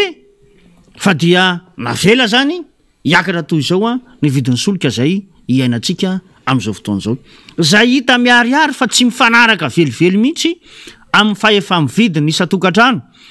ny fahefa-mividiny ireo orinasa zay mampiasa an'izany solika zany satria tsapantsika fa sy ho hitantsika rehefa avy eo ny hoe ahoana ny fiatraikan'ny io fiakarany viditsoloka io eo amin'ny lafiny frais ohatra freana taxi be sy ireo taxi brosy isan-karazany zay mifamezivezy mitondra antsika vahoaka malagasy mivezivezy ato amin'ny tany repoblika Madagasikara. Azo saintsainina ve raha miakatra 440 isanjato ka hatrany amin'ny 50 isanjato ny fiakarany frais zay hiatra zany eto amintsika. Ary fantatsika moa fa efa misy ary amin'izao fotoana izao ireo coopérative pitaterana nandrangaranga ny hoe raha vao miakatra io vidin'ny solika io dia apakarinay hatrany amin'ny 1000 ariary ny frais eny amin'ireny taxi be zay mampitoy atondreny vohatra reny zany. Ahoana sy ahoana ny fomba hiatrehan'ny vahoaka an'izany satria teo aza mbola tamin'ny 500 ariary ohatra ny frais efa maro ny malagasy ny mandeha tongotra ka maika moa fa ivesatra an'izany fiakarany viditsoloka zany ireo coopérative isan-karazany. Fantatsika ihany koa ireo ilay vidina piesy rehetra zay ampiasaina amin'ny fiara fa miakatra zay tsy izy ka ireny rehetra ireny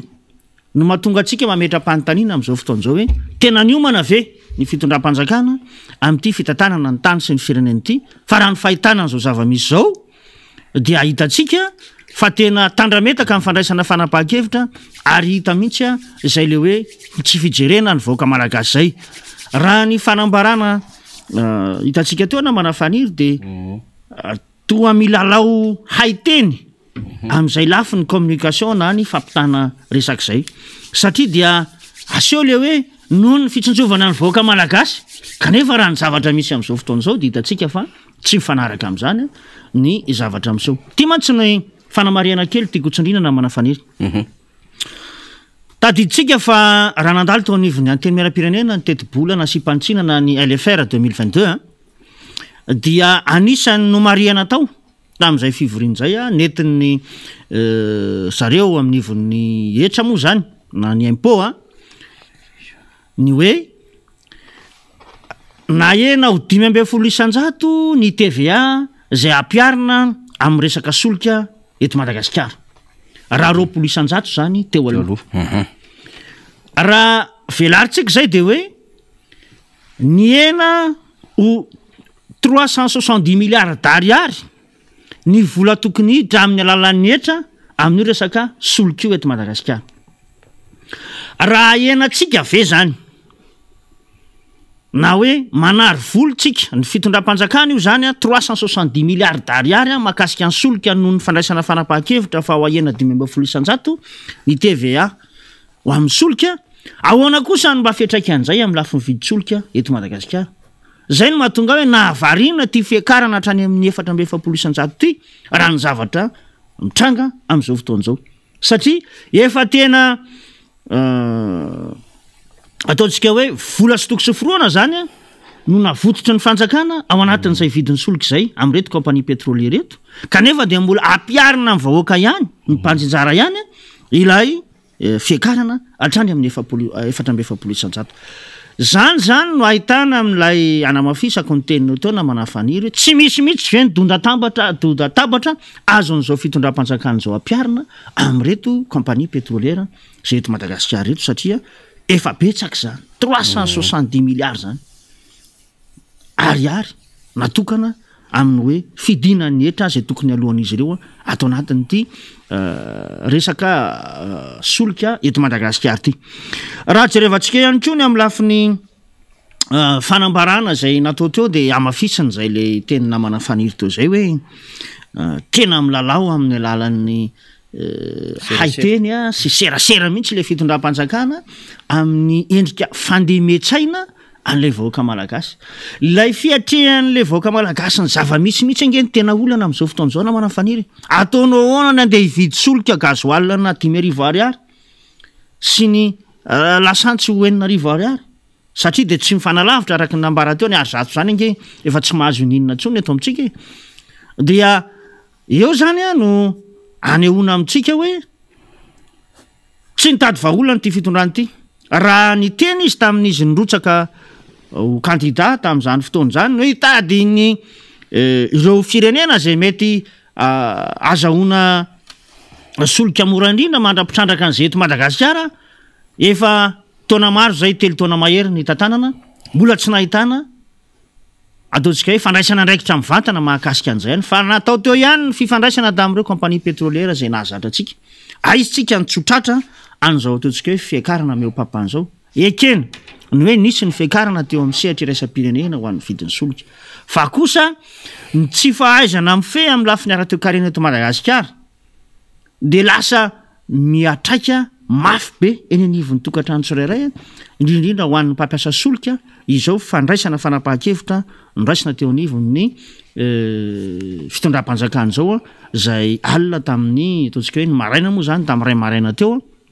zany fanapahan-kevitra zany. Eo ihany koa nanamafisana mahakasika ny hoe fangady olona tsisy fotony reto vahoaka malagasy reto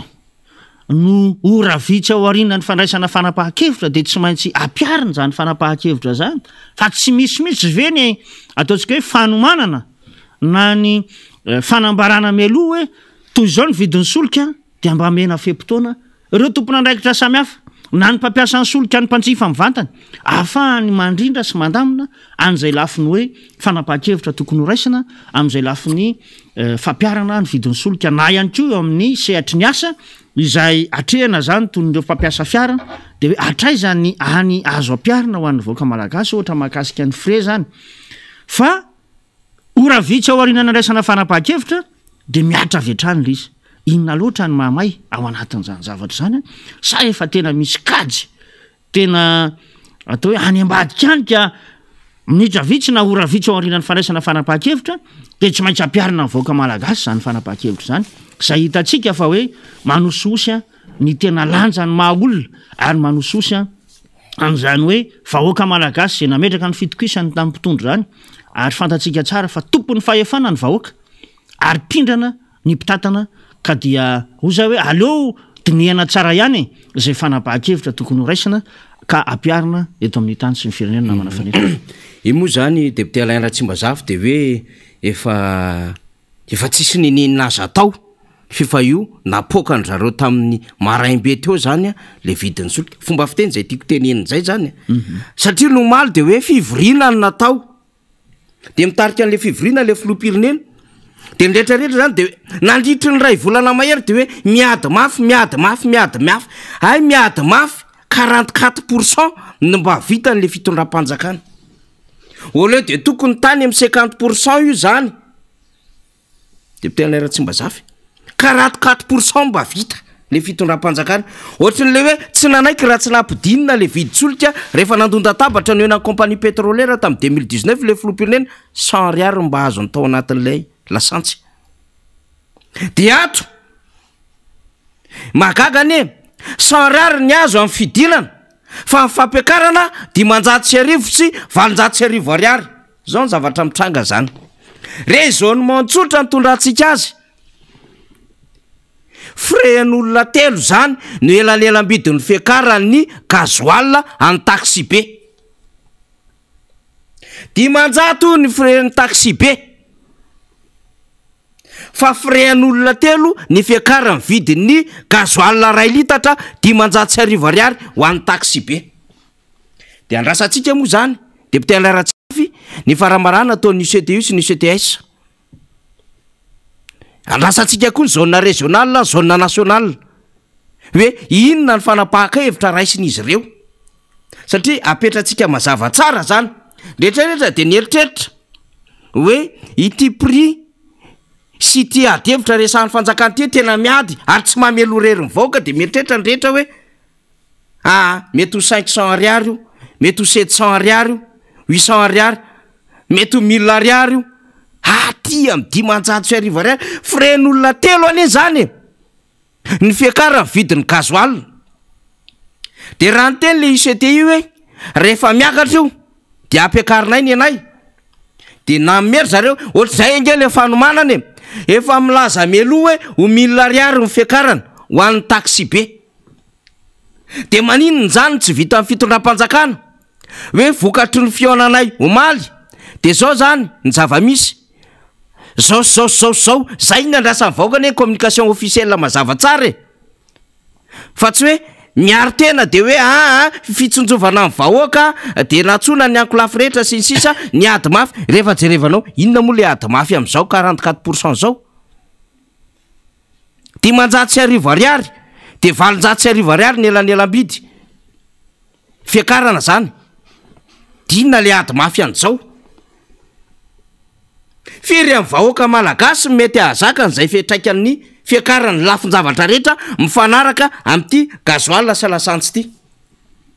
satria amintsika ny atao hoe miady mafy à la limite ozytsika 10-15-20% ny fiakarany lay viditsolika zany de mitady hevitra amin'ny fanjakana eo anelanelan'izay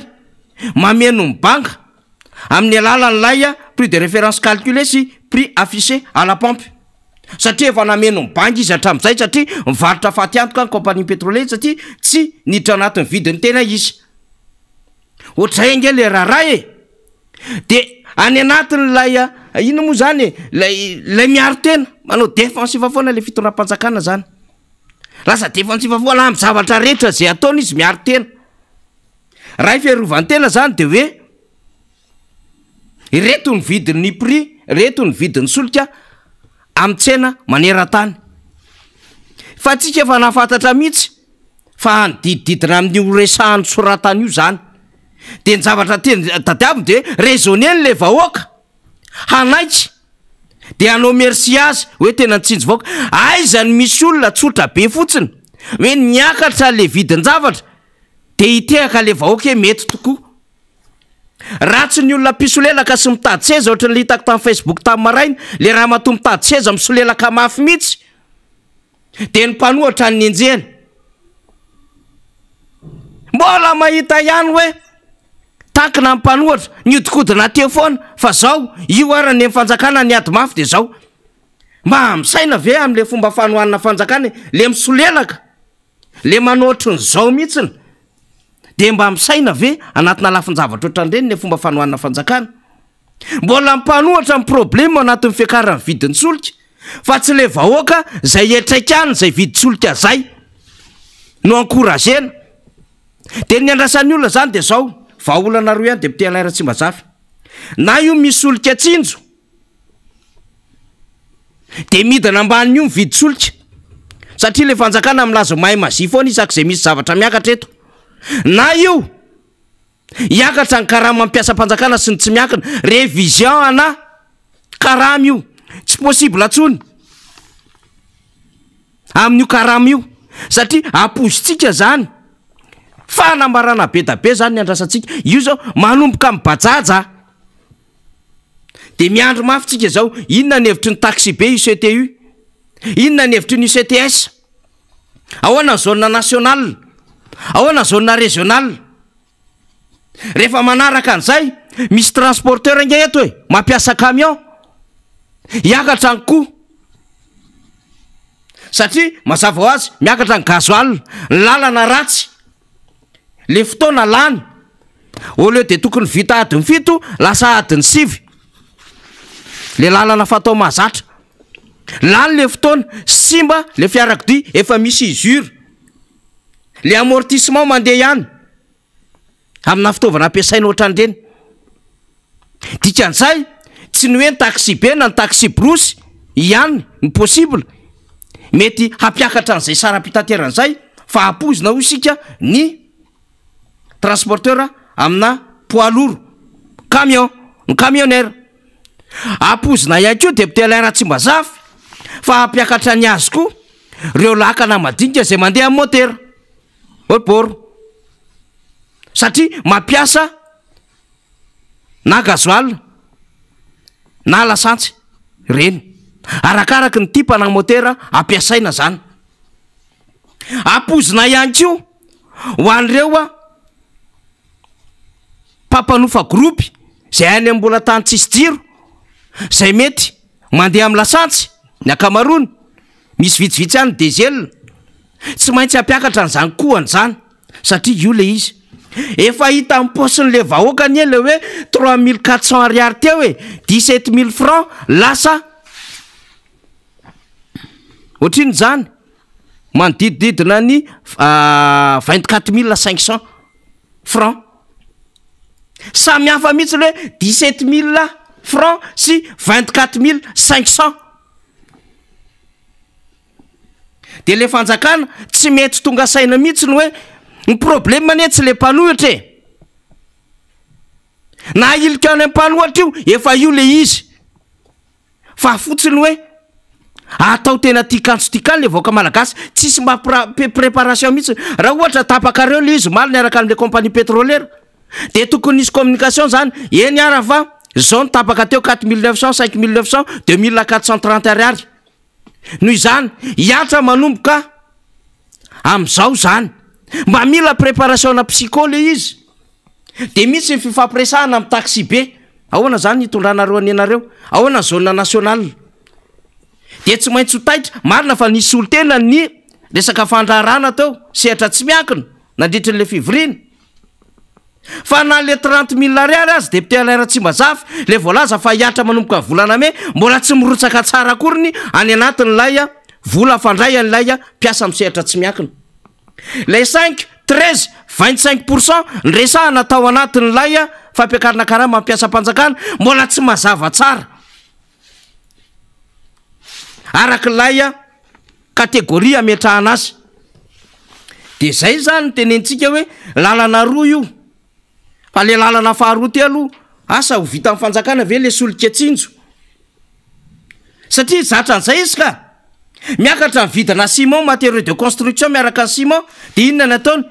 lasa izy manao variboba na ciment izy ny lasa manafatra ciment de raisonneny am'izay le vahoaka ny zariny am'izay le vahoaka de ciment lekony ampidiriny eto miakatra amin'ny ppn vary menaka siramamy vary moa zany indrindrandrindra farina siramamy lasa izy manafatra de voarain'ny olona avetrany le izy hoe bon io raha fiakarany vidy solika ndana raha manafaka solika tsinjo vitanao sa tsy vitanao zany ianao nylaza tamin'ny 2018 fa ny ampidinana an'io iresaka ny compagnie pétrolière tsy vitanao zany 44% be zao de milaza ianao fa manana firenena afaka iresaka sy ifampiresahana mba hampidina vidiny solika de averintsika inony ty feo ty enotsika tsara ty feon'ny filohan'ny republika ty zay candidat am 2018 débat face-à-face tamin'ny président Marc Ravalomanana enotsika tsara ity de miverina indray ny tenaky député Alain Ratsimbazafy ndao ary io aloha de tena zavatra mahavarina ary mampikaikaika mihitsy ny vahoaka malagasy satria ny vidin'ny solika eran-tany de ny midiny nefa ny vidin'ny solika hotsifain'ny vahoaka malagasy dia miakatra fa amin'ny androny teteza mita zao dia atsasaky ny vidin'ny baril zao am'izao tsika am'teny zao ny vidin'ny baril sy ny solika nefa ankehitriny miakatra io za moa tam'ireny tamin'ny androny teteza mita na vita mihitsy satria na zay mikasika ny vahoaka mikasika ny fiainam-bahoaka de mahasary-piaro aho misy fotoana ny compagnie ireo teto tsy nanaiky mihitsy ary no ilivre solika tamin'ireny station d'essence reny fa nanao réquisition satria tsy nanaiky mifampiakarana ny vilitsolika za zany de zao volany foan'ny république ny zavatra asa ho ataoko voalohany indrindra de miresaka am'ireo mpanjifa solika reo fa za koa efa négocier tamina firenena maromaro zay vonina ny amaty solika atsika mba hampihena ny vidin'ny solika ho tsy faina amin'ny vahoaka malagasy za le izy député Alain Ratsimbazafy raha vao mikasika amin'ny fiainan'ny vahoaka o de tsy mandefitra izy de nisy fotoana tamin'ny androny teteza mita tsy nety nanao livraison teny anivon'ireny tombotsolika reny reo mpamaty solika reo de nanao réquisition izy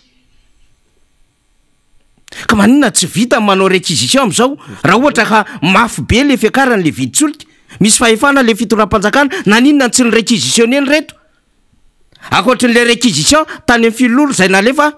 tsy maintsy nomena ny jirama fa manina n'izany fahefana zany ihany mba tsy akarany le vidin'ny solika raha izay faharoa aiza ndre matofilom-pirenena le tenenao hoe efa minégocie amina firenena maromaro ianao hamaty solika amin'ny Madagasikara mba hampidina ny vidin'ny solika telo taona sy tapany tsy nahitan'izany ny vahoaka malagasy zao ny zava-misy miakatra le viditsolika miakatra le fahefa mividy le karama zara fa misy any anaty posy sany anaty portefeuille an'le vahoaka malagasy de naninona tsy nahita firenena zany satria milaza izy fefa nisy firenena maromaro négosiavana fampirarahana taminy zany ny fampirarahana mba hamaty solika amin'ny Madagasikara rehefa tonga voalany filohan'ny république ay zany am'izao fotoana zao averintsika vakina anday ty fahate amin'ny am'le fanambarana teo faly le paragraphe farany raisitsika zao le ambaran'le paragraphe farany io manoho ny ezaka hatrany fitondram-panjakana koa araky ny fifanarahana tamin'ny vondron'ireo mpandrarany solika araky ny fanarahana ozy izy de hikaroka famatsiana mitolotra moramora kokoa eo amin'ny tseny iraisam-pirenena fitondram-panjakana mba hialana am'izay mety ho fiakarana manaraka ity nge fifanarahana amin'ny mpandrarany solika ty le compagnie pétrolière fa le engagement anao mihitsiny le tamin'ny 2018 aiza nefa rany iny sa iny zany de ohatry ny resa be fotsiny de tsisy toy antsony fa ty indray de hoe mba hitsonjovana mba hanoizana an'le fampitsonjovana jerevana an'izay hoe tsy ekaran'izay de miaraka am'le vondrompa lasa niaraka andray am'le vondrom-pandrarany solika tatsy izy nefa engagement manokana ny teny hoe voadratany olany de iresaka am'ireo de efa minégocie amina firenena maro ay zany zay nge mahatonga ny olona hoe be loatsa le lainga afafinareo mpitondra fanjakana io vidina solika am'izao fotoana zao manodidina ny 5,9 ariary io tompoko de vidiny solika tamin'ny criseny 2002 io na ny didididina ny 700 ariary na 2 ariary tany hoany ny vidiny solika tany amin'ny 2002 fa rehefa nisy ny criseny 2002 bloqué daholo ny tetezana indrindrandrindra tao a Brickaville tsy afaka namaty solika Anatananarivo ny famatsitsolika indrindra ny avy any province anakaty dia lasa varomaizina le solika dia 5 arivo 9 arivo 7 arivo 8 arivo ariary mividanana ny litatry ny solika nahitan'izany ny tenanay ary varomaizy na teto Antananarivo sy manodidina zany de miverina tany amin'ny 2 arivo tao anatin'le krizy zay efa tafaverina izy rehefa azo le fanjakana taty amin'ny mois de juillet 2002 ny toy tsara le famatsinina ny solika dia niverina tany amin'ny prix normal teny amin'ny pompe zany ary natafiakatra $148 ary mibaril ny solika zay ambony indrindra tany amin'ny taona 9 arivo député Alain Ratsimazafy voatazona Andriamatoa Karavalomanana tamin'io prix io 2 arivo ariary ny vidy solika teto Madagasikara ity $100 elany elambidy 500 arivo 700 arivo ariary dikan'izany ke le fanjakana le asym-panjakana mihitsy faible le fanjakana eo fotsiny zany hitatsika endriny fotsiny io hoe misy flou eo misy dirigeant eo misy institution eo fa faible le fitondram-panjakana manoloana an'izany de tsy afaka mikapoka mandonda tabatra hoe zao no mahasoa amin'ny vahoaka malagasy tsy mety amin'ny vahoaka malagasy ane io e na inona ambara de tsika moa zany miandry ny endriky mifanambarana maro samihafa am'izao député Alain Ratsimazafy fa engane mba tsy ho ampangaina indray ka isy ampiakatra frais eo isy vidin-javatra iakatra eo dia avy indray ry pisolelaka avy indray ry mpanao i président sy ministre président sy ry mpanohatra mpanohatra iteny milaza manao hoe tsy nanaiky indray mpanohatra raha tsy nakarina indray ny frais an-taxi be sy mividy penana hafa fa io lojika na fiakaran-javatra zao endriky ny fiakaran'ny vidin'ny solika zao député Alain Ratsimazafy marina mihitsy zany na manafaniry ary ny tiako amafisina kely mahakasika ny atao hoe resaka ny fanaovan'ny Andriamatoa Rajoelina sy ny Filoha Karavalomanana tamin'ireny mbola fony kandida reny de zay le hoe fampanantenana pokaty zay satria hitatsika fa marobe ngeny nampanantenany zao Andriamatoa Rajoelina zao ny voaka malagasy raha tsy teny fotsiny akoatran'izay resaka viditsolika zay sy ny hoe fitadiavana firenena hafa mba azahoana vokatra moramora kokoa raha nambarany teo raha nenitsoaritsika de ozy efa niresaka ozy tamin'ireo firenena zany hoe efa vita n'ilay négociation tamin'izy kandida ka iza raha ny fiatraikan'le izy am'izao fotoana zao zany hoe zay le hoe zavatra tsy misy no ampanantenana an'le vahoaka malagasy faharoa manarakaraka an'izay dia mampahonena nge na manafaniry ny zavatra hita am'izao fotoana zao hoe mandeha mividy solika ny mpanjifa raha manolotra $1 izy dia raha litatra mahery kely monja raha litatra sy 720 zay ny mba hany azony amin'ny raha ividy lasantsy izy zany ary nisy totsika eo amin'ny tambazotra tserasera am'izao fotoana zao de tena ahitana an'izany hoe eny amin'ny pompeny tombontsoloka eny de $1 dia raha litatra mahery kely sisa no azo am'izany am'izao fotoana zao mitady an'le $1 nefa de tena anisan'ny sarotra eto amintsika fantatsika tsara ny ataontsika hoe ny vola zay mety hiditra amin'ny isa-tokantrano isan'andro fa dia ambany de ambany mitady an'izany $5,000 zany ary andray andro misy sahirana ny tokantrano tsirairay ahoana ny afahany miatrika an'izany vidim-piainana zany aorinan'ity fiakarany vidin'ny solika ity faharoa manarakaraka an'izay ny zavatra mitsinina teo ihany koa na manafaniry no hoe viditsolika tany amin'ny taona 2010 tanoany tamin'ireny krizy reny ny fitondram-panjakana ne tamin'izany rehefa niraisy ny Filoha Karavalomanana ny fitantanana ny firenena de hitatsika ny baribary ny ataontsika hoe ny fiakaran'ny arikarena teto Madagasikara tonga hatrany amin'ny 7,9 isan-jato tanoany ny croissance économique teto Madagasikara zany hoe nanisy ara ny endrika fiakarana tamin'ny lafin'ny viditsolika ny any vidim-piainana amin'ny ankapobeny de hainy mpitondra tamin'izany no fe azy ary ny fahefa mividin'ny vahoaka malagasy de afaka niatrika tsara any zavanisy tamin'izany fotoana zany fa ny ainatsika am'izao fotoana zao de tena mifanohatra ny atao hoe ny zavatra na ny vola miditra eo anivon'ny tokantrano tsirairay aby sy ny vidim-piainana zay tsy maintsy hiatrehan'ireo vahoaka ka azagakotsika tsy miantso an'izany akory zay raha sanatria misy ny hoe mitroatra ny vahoaka malagasy rehefa tena tsy zakana io misy fetrana ny zavatra rehetra hitatsika reny tany amin'ny firenena tany ivelany tany Sri Lanka tao anie ny fiakarany vidin'ny solika tao ny fiakarany vidim-piainana ary tao ny tsy fananana asa sy ny ataontsika hoe ny fidinana zany fa efa mividin'ny vahoaka zany fa rehefa tena tsy zakan'le vahoaka io ny azoko ambara dia ny hoe misy fetra ny zavatra rehetra rehefa tsy haitsika na tsy hainareo marimarina kokoa mitantana n'ity firenena ity satria dia tsy ampahorinareo tsala amin'izao na metrahana anareo eo tsy ampahorina ampahorin'ny vahoaka malagasy ohatran'izao fa lokalokinareo fa hitondra ny firenena ho any amin'ny fandrosoana fa zao kosa dia mitondra ny firenena any anatin'ny lavaka mangitsikitsika ary ny fahitany ny vahoaka malagasy an'izany fitantanana ny raharam-pirenena zany eto moa zany zao dia asa hoe anahoana namana faniry ty raisitsika hoe ny taxi be manokana eto tanànana Tananarivo zao misy an'le bus classe tadidinao tsara angamby iny fa na nydidina ny 500 ange ny frais ny olona anankiray ao anatin'izany bus classe zany tsotsofina vao mba mahita olona ary tamin'ireny fotoana reny amin'io tarifa 500 ariary io ka maika moa zany raha piariny ty viditsolika ity ka sanatry ny vava apiakatra ny hotely 1000 ariary izy atsony ny andeha amin'ireny bus classe reny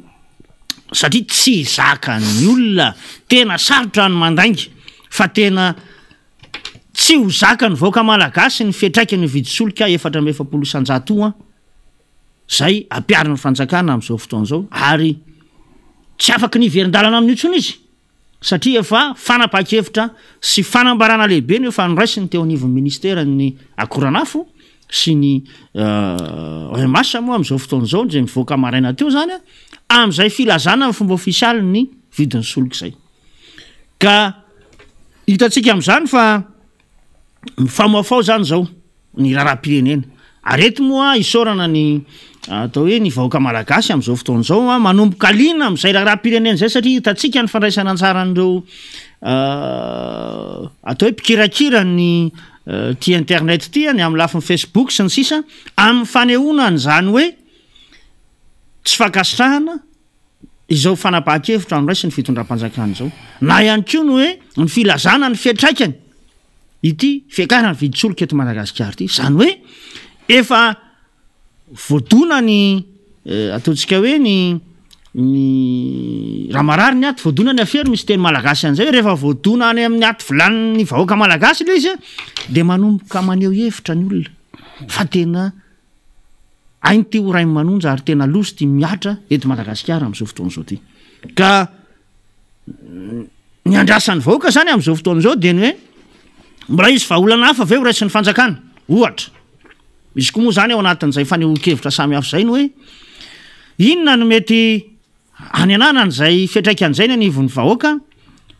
misy maniotra sosikevitra mahakasika ny hoe averina ve zany tony le bus lehibe tony ka mba mety azoazo iainana no mety hofreny manao indray nefa ny sehatra ny lalana satria raha ny fotodrafitra asy eto amintsika dia ve raha malala misy koa ny manolatra sosikevitra mahakasika ny hoe maninona moa raha de taxena any ny bisikileta hiditra eto Madagasikara ka mety ampiasa an'izany ny vahoaka mba tsy olany andro amin'ny tena hoe fandehanana tongotra amin'ireo lalana rehetra zay tia kale izany rehetra zany matory ny olona maneho an'izany hevitra zany any anatin'ireny tambazotra tserasera rehetra dia tena mahatsiaro izy fa marary azy ny zavatra mitranga eto amin'ny tany sy ny firenena amin'izao fotoan'izao namana ty zany teny tarika lafin-javatra maro mihitsy izy ty satria sa le mpitondra fanjakana zany eo anatrehan'le hoe nanaiky amin'izay hoe io 44% io zany no hita niaraka tamin'reto petrole reto zany fa tsika tsy mahita mihitsy zany hoe inona les mesures d'accompagnement zany entin'le fitondram-panjakana hanalefahana no toy an'izao rehetrarehetra zao fa tsy maintsy hiditra mato tena le fitondram-panjakana hameno banga subvention compensation ohatroatra zany ny zavatra tsy maintsy ataony sisy nefa ny eo tsy voaloha de mbola hotovanana ihany raha ny fomba fiasan'le fitondram-panjakana de zay ny nataontsika miteny député Alain tsy mazava teto hoe tsy ny omana fa gouverner c'est prévoir tenenitsika foana zany ary teneny rehetra zany any anatin'ny gouvernance de zany no fomba fitantanana ary rehefa miresaka état mazava ho azy gouvernance de miresaka am'izay tsinjolavitra zay anticipation ny anticiper ve le fitondram-panjakana de itsika zany ny anjara amin'ny vahoaka zany tsy mitady ny excuse ny fitondram-panjakana fa mitady solution avy any amin'ny fitondram-panjakana fitondram-panjakana malemy fitondram-panjakana tsy mahay nininina ary fitondram-panjakana efa mialaina ny fitondram-panjakana mitady excuse satria tsy zany no andraikitra nomeny vahoaka n'le fitondram-panjakana zay andoavany karama ny filoham-pirenena sy rehetrarehetra anomezany tombontsoa ara-tsolika satria reo na miakatra eo 500 000 francs litre nisoloka io misy kartany fanilo misy tombontsoa ara-tsolika be da be azon'izy ireo anomezana crédit téléphonique anomezana trano maipona hébergement anomezana fiarakodia voiture de service voiture de fonction any mpitondra fanjakana dikan'izay ny anjara n'ilay mpitondra fanjakana mahazo an'izany andraikitra zany dia hampiasa an'izany fahefanjany ho any amin'ny vahoaka ka tsy izy mpitondra fanjakana indray no hitady excuse manoloana ny vahoaka solution zany ny tokony omena n'le vahoaka malagasy de zay solution zay tsy hitantsika amin'ity fiakarany vidin'ny solika ty ndrehetra mba nanantena 2018 hoe eo na compagnie pétrolière na efa minegosy amina firenena maromaro Andriamatoa Rajoelina de hidina ny vidin'ny solika ay zany am'izao au contraire l'izy ohatran'le resaka vanille tany sava akariko avy telo eny io mienjery raha ty amin'ny 75 000 ariary ny kilo ny vanille verte de nefa 5 kilo vanille verte ny azona vanille préparé maina raiky lao de eo amin'ny 1 500 000 francs eo zany na 300 000 ariary nefa 7 millions de francs na 1 400 000 ariary le vanille préparé vanille maina teo aloha teo ary 1 million de francs na 200 000 ariary la vanille maintso fa voniditra le fitondram-panjakana pitean'le fiarikaren'le vahoaka de izy ndray mametsiny ny hafa hoe misy manao monopolisation aho misy manararoatra ao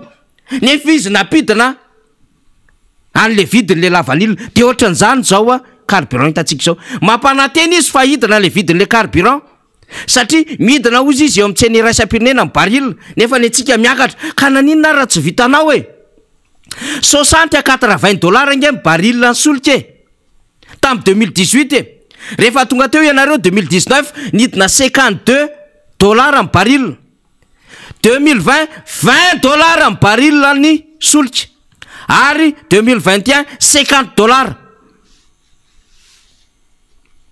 zao li 100 dollars miazakazaka ny ampiakatra fa tamin'izy nidina aiza daholo lay différence an'izay prix rehetrarehetra zay naninona tsy vita zany nefa le fahefana tsy any amin'ny olona ary tsy indramina fa eo ampilatanany le fitondram-panjakana afaka mandotatabatra hoe efa nienjera kosa ny vidiny ty solika ty révision manaraka an'io ny prix anareo compagnie pétrolière satria zany makasika an'le fiaina vahoaka ary lazainy fa mahasary-piaro azy fa naninona tsy vitany tsy capable izy zany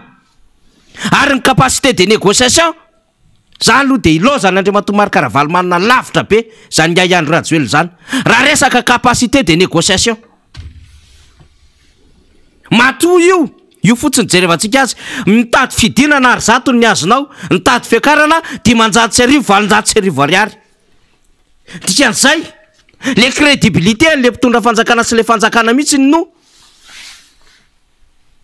efa tena ignoren'ny olona maivana le fitondram-panjakana de ny communication ataony amin'izao fotoan'izao de hoe bravo président mitsinjo vahoaka aiza misy tsinjo vahoaka miakatra 44% ve de zany de amezana bravo de lefa le olona manao bravo rehefa avy eo no tsy mahazaka amin'ny frean'le taxi be le olona manao bravo rehefa avy eo no tsy mahazaka amin'ny frean'lay a taxi brosy, le olona manao bravo rehefa avy eo ny tsy mahazaka amin'ny fiakaran'lay a ppn. Fa zao aloha ampanaovina communication mafy ary zainy vaovao azotsika de hoe zay ny consigne mandeha poussé lavitra be mihitsiny. Félicité amin'ny fanjakana amin'ny effort io de avy ry mpanaraka efa sy ry pisolelaka sy ry mpitady seza de sa manao bravo. Tena olona tsy nianatra tany amin'ny resaka ekônomia taona voalohany de tsy halala amin'izany ve plus miakatra io dikan'izay io nge mibaze base ny inflation resantsika eo Sri Lanka rehefa avy eo base io anaraka an'io daholo ny zavatra rehetrarehetra rehefa avy eo de mbola mahazo bravo satria ny antony zay ny consigne sy ny directive na communication mandeha any ambadika any. De tsika mizara vaovao aloha de ptialaira tsy mazafy fa maromaro ny station d'essence ny katona zany maran'io surtout ny total zany mbola tsy fantatsika ny antony, mbola manambomboatra ve ny fomba fikajina sy ny hitondrana n'lay raharaham-barotra ve sa mbola manao commande. Fa hitantsika aloha de arahantsika eo le izy ahoana ny fizotra nyty raharaha ty fa mazana be le situation am'izao fotoana zao. De eo zany mahafahantsika amin'ny teny manao hoe rehefa tsy mahavita solika tsinjo any am'le firenena nyteneninareo nareo de zavatra tsotra ny tadiavin'ny olona am'izao ahoana no ahafahana mampiakatra ny karama mampiasa mpanjakana sy ny tsy miakina ka anatratra am'izao fiakarana zao fort possible fort probable tokony hita tsy latsaky ny 40% zany ny karama mampiasa mpanjakana sy ny tsy miakina. Raha ohatra io osina carburant io ny resantsika ny prix na carburant zany zay zany ny zava-misy am'izao fotoana zao fa tena mafy le zava-misy raha ohatra mba misy ampinan'izay de ptialaira tsy maza alohan'ny idirantsika any amin'ny nahadevitra fa rehefa avy eo. Ya mijerikely tambazotra tserasera moa namana fanira de miazakazaka tokoa zany ny ataontsika hoe ireo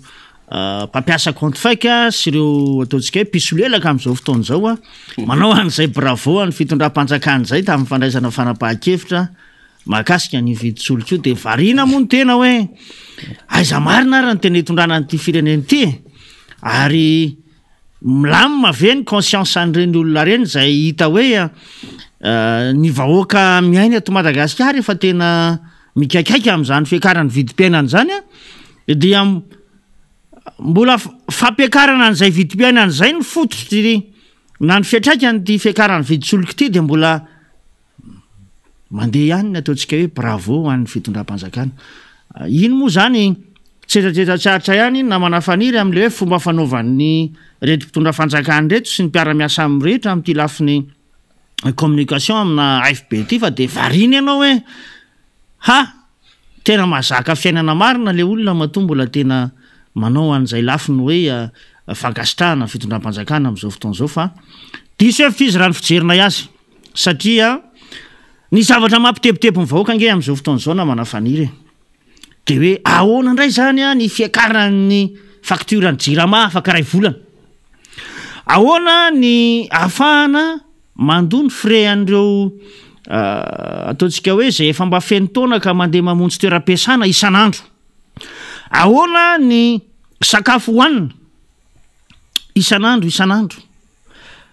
ary ahoana ny fiatrehana an'izany fidiran'ny mpianatra amin'ny volana septambra ho avy zao satria dia fantatsika tsara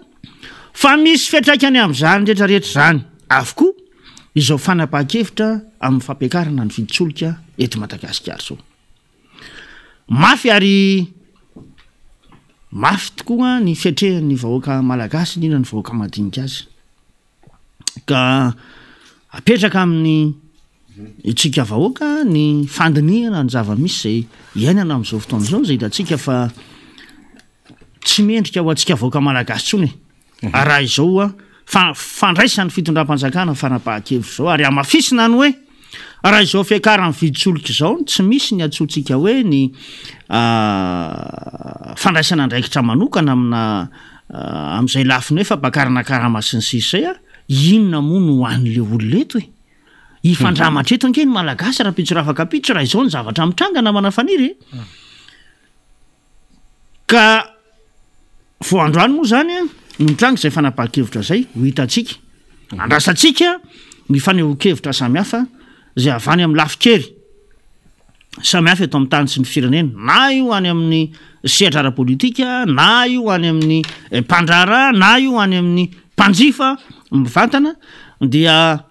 miandry an'izay tsika hoe ahoana ny fomba andraisan'ny vahoaka malagasy azy fa ho anay aloha zay atao hoe mpamakafaka ara-politika eto dia mahita sy mahatsapa fa tsy mendrika amin'ny vahoaka malagasy izao fanapaha-kevitra nyraisin'ny filoham-pirenena sy ireo mpiara-miasa amindreo mahakasika ny vidintsoloka ampiarina eto Madagasikara satria tsy mifanaraka mihitsy amin'ny vidim-piainana iainan'ny vahoaka ny fanapaha-kevitra zay niraisina. Le kisarisary manko ohatr'izao am'reto le mpanao bravo sy le olona appréciena reto zany ny am'le hoe ohatr'izao misy le kisarisary zany de hoe misy olona mandeha zany de tena laina tsy mazafy de miezaka olona roa mifanena zany mamono an'le ray am'izay fomba hahafahany mamono an'le ray fa rakaraky ny amonono an'le ray de hiteny zany le olona le voavony toe misaotra mety hafapo mihitsy amin'ny zavatra taonao amiko zay ve zany le kisarisary misy faharoa mandainga amin'ny hafa vita ihany fa ny mandainga ny tenanao sarotro zany inona tiako tenenina zany tsisy olona mihitsy hiteny manao hoe marary kibo izy tsy marary kibo izy maromana kokoa de hiteny izy fa marary kibo na marary kibo izy de hiteny fa tsy marary kibo tsy lozika zany mandainga amin'ny hafa ho vita fa mandainga amin'ny tena sarotro zany hoe raha fatany zany fa loza ho azy miteny izy marary ny kibony zay marary ny nifony zay fa tsy hiteny mihitsy izy hoe sady tsy marary kibo tsy marary nify de zay le kisarisary mahazo bravo ny fitondram-panjakana eo anatrehan'lay problème socio-économique eto Madagasikara ary zay le communication tadiaviny foana mbola tsy azo nangely izy zao mbola vo manosika mafy am'izay izy fa mbola tsy azo n'le izy zao fa zay io andrasany io hoe tena nitsinjony vahoaka le fitondrana fa tsy nitsinjony vahoaka le fitondrana de andrasantsika zany 4% ny fiakaran'ny taxi be zay tena fampiasa ny vahoaka manodidina amin'ny Antananarivo renivohitra ampiasain'ireo any amin'ny chef-lieu de province sy région-ko député Alain Tsimazafy ny fiakaran'ny bajaja ny fiakaran'ny taxi moto mizotra régional sy régional national ny fiakaran'ny lakana kanoty sy ny sisa rehetrarehetra zay mety mandeha amin'ny motera zany no andrasantsika amin'izao fotoana zao ary ny vidim-piainana amin'ny fanaraka an'izay de zay le atongavantsika le zava-misy any Sri Lanka fiakarana carburant any ny any Sri Lanka io fiakarana vidim-piainana ary ny endriky ny fomba famokarana any ambanivohitra zay tsy manome chance ho an'ny tatsaha araky ny fanapaha-kevitry ny fitondram-panjakana fa be koa ny corruption satria ny fianakaviana sy ny namanamany filoham-pirenena no milalao baolina ao anatin'ny lapa zay miaraka amin'ny Gotabaya Rajapaksa zay le izy Rajapaksa Gotabaya Rajapaksa zay ny anaran'le filoham-pirenena de ny rahalahiny ny kozainy ny namany ny ary-nianatra taminy ny arakely taminy sy ireo mpiarafera aminy le izy ny rongaronga be vo nazo ale fahefana roa taona sy 7 volana de tsy vo maîtriser intsony le fiakaran'le vidim-piainana efa tany amin'ny mois d'avril nge io no nandeha ary efa nisy trangan-javatra ny seo tam'izany tonga io taty amin'ny volana mai 9 mai 2022 de nisy grève générale koa tao Sri Lanka tao de tam'izay namay tranona député vitsivitsy sy tranony prime ministre tany Sri Lanka de nytetavon'le vahoaka hoe tsy mbola tonga tany Gotabaya Rajapaksa le izy fa le filoham-pirenena zany fa mbola taty an'le PM statian'ilay solomamboaka sasana zay miara-ditsy misolelaka n'le fitondrana manao communication n'le fitondrana hoe mety io fa atao arinan'zay ny tongavana koa manoloana ny lapa filopirenena zany tao a Sri Lanka de hoe oravako ny gouvernemanta fa tsy ny rarahin'ny olona tsony zany satria efa trop le fiakarany vidim-piaina manodidina 50% io koa ny fiakarany carburant any Sri Lanka de mipoka le izy tsy zakan'ny olona tsony le izy de révolution nandraisany zareo azy de lasa nanao randran-tarihany iny sabotsy Sri Lanka la tany Albanie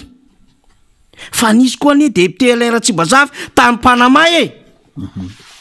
tany Panama koa nisy fihetsiketsehana resaka PPN na sy carburant tsy zaka tsony tany Mozambique nisy tany Kenya nisy melohan'ireo tany Pérou misy tany Maroc tany Argentine na nisy fihetsiketsehana satria tsy zakan'ny olona le izy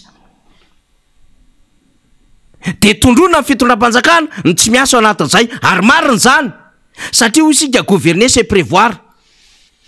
fitondram-panjakana malemy fitondram-panjakana tsy mahay nininona no mitady excuse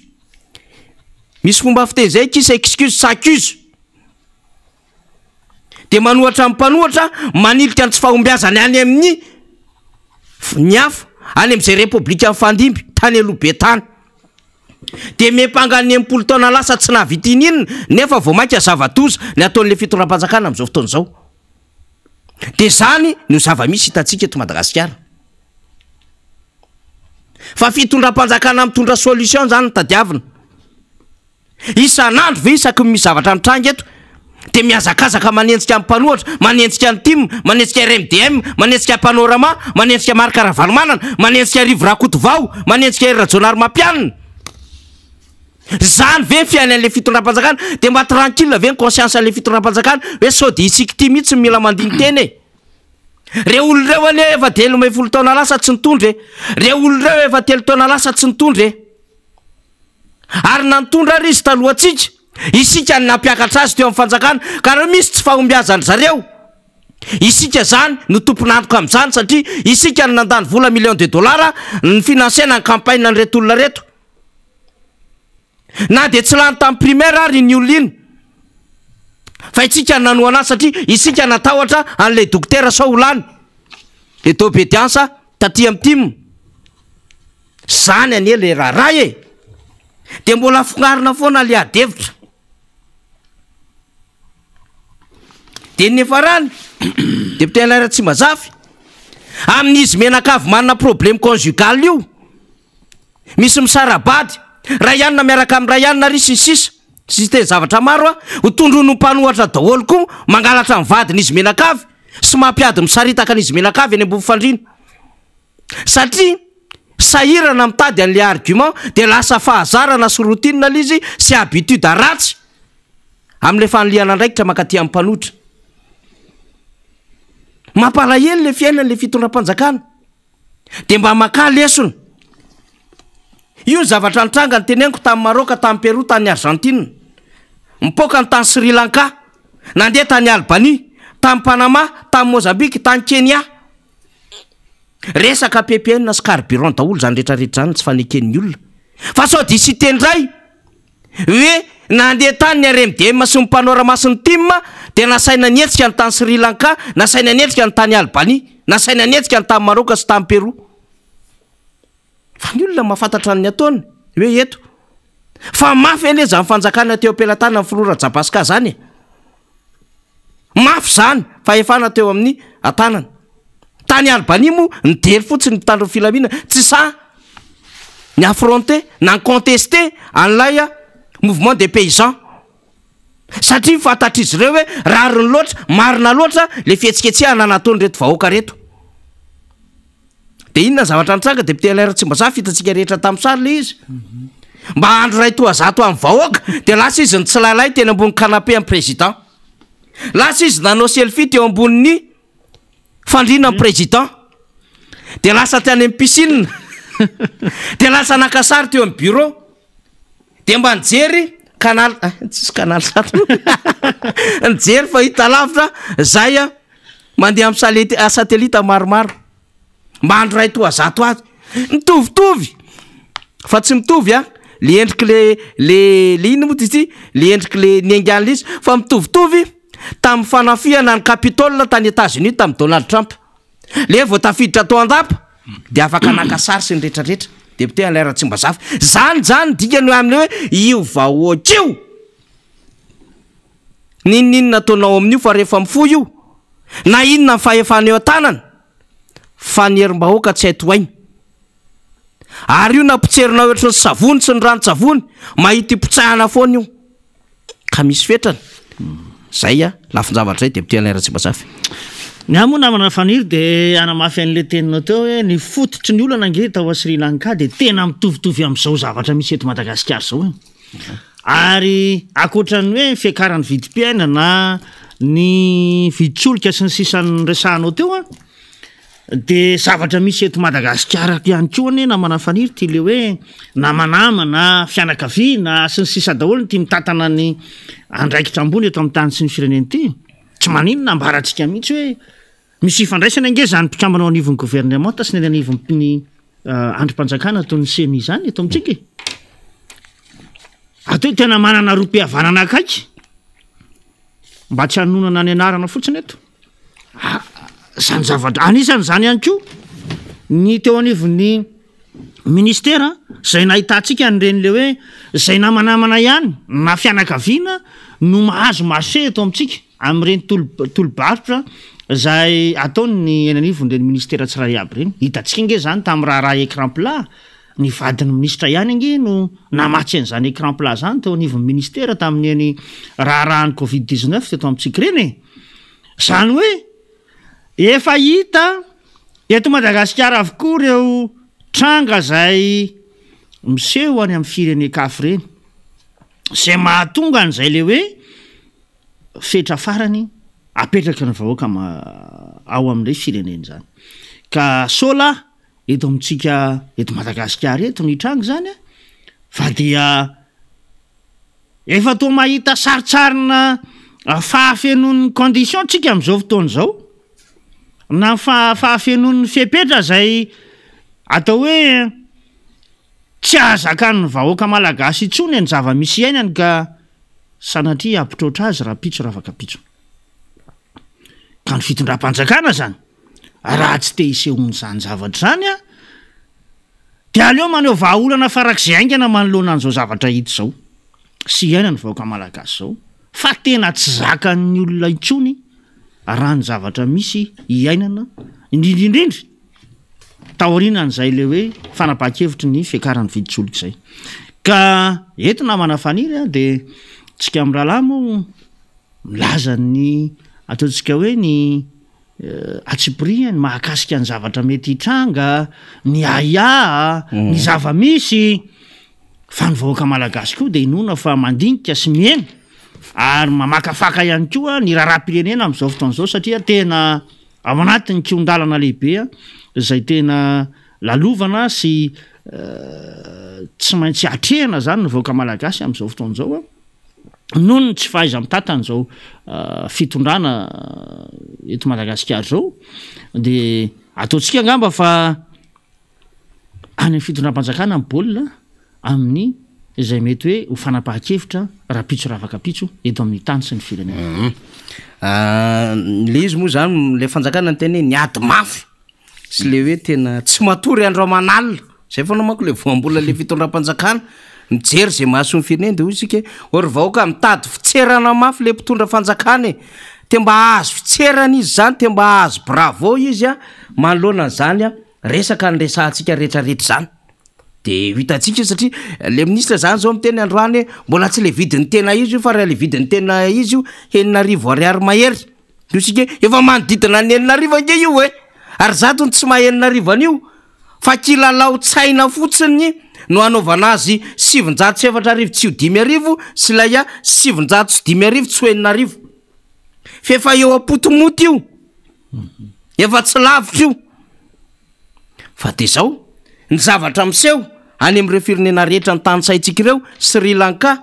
Albanie, Maroc, Peroa, Panama, Mozambique, Kenya, explosion sociale ny anaran'izany tompoko lasy tompoko vavy. Tsisy akoatran'izay fa explosion sociale ka zao sahirana ihany ny fitondrana. Raha ohatra ka tena tsy laza marina ao amin'ny vahoaka fa tena niendriky ny lainga foana satria tsy nanao an'ilay zavatra nyresahantany amin'ny fotoana fampelezan-kevitra rehefa tonga ty amin'ilay fitondrana. Rehefa ao anatin'ilay fitondrana indray dia tsy mety mitondra n'ilay fahadiovana sy le fahazavany sy ny fangararany le adevitra fa mbola miodikodina foana ho an'le vahoaka malagasy. De manilika andraikitra tondrona mpanohatra no problema ao anatin'izao. De rehefa be loatra ho le lainga de manahirana zany. De ohatran'izao ny fomba nylazan'le mpamakafaka politika azy hoe rehefa be loatra ny lainga de inona ny zavatra mitranga. De notsika kely le izy tam'izany fotoana andrzany ty famakafaka an'ity momba ny lainga fotry ny samy mandindinitsika hoe zava-misy ankehitriny ve tony nambara tam'izany fotoana andrzany fa de anjarany rehetra mandray azy. Dahoary ny aingatra ny ampiandohana mihitsy ny ty fitondram-panjakana ity izy afa tsy laingana nampianana antsika teto e. Zany hoe rehefa zoina norafetinao nataonao foty fa iorenany le fitondram-panjakanao mihitsy ny lainga de tsy haritra ny dikan'izany. Vitsivitsy fotsiny zay tadidiko no ampatsahiviko anareo anatin'ity famakafakana ity fa aza raisina hoe manka alana momba le fitondram-panjakana lalatina ao anatin'izao resaka taona zao enoy amin'ny fotsy miangatra zao zavatra ho resahako zao hoe tena marina zany zavatra zany. Mety pomba ny fanjakana ianao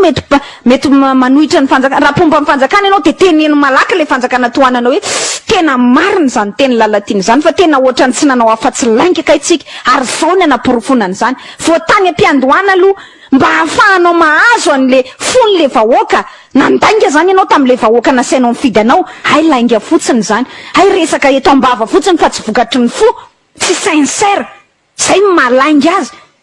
Ka rehefa io ny fa tonga teo amin'ny fitondrana anao de nibaribary am'izay le lainga nataonao ray zay. Nandeha anao tamin'ny propagande rehefa aveo anao rehefa tonga amin'ny fitondrana vao miteny tsy mora ngefa efa miezaka mama zay ko naninona mipromettre ny olona rehefa fantatrao fa tsy possible fa satria hoe andao andaingany reto vahoaka reto nge mora jonona amin'ny lainga e il nous a menti.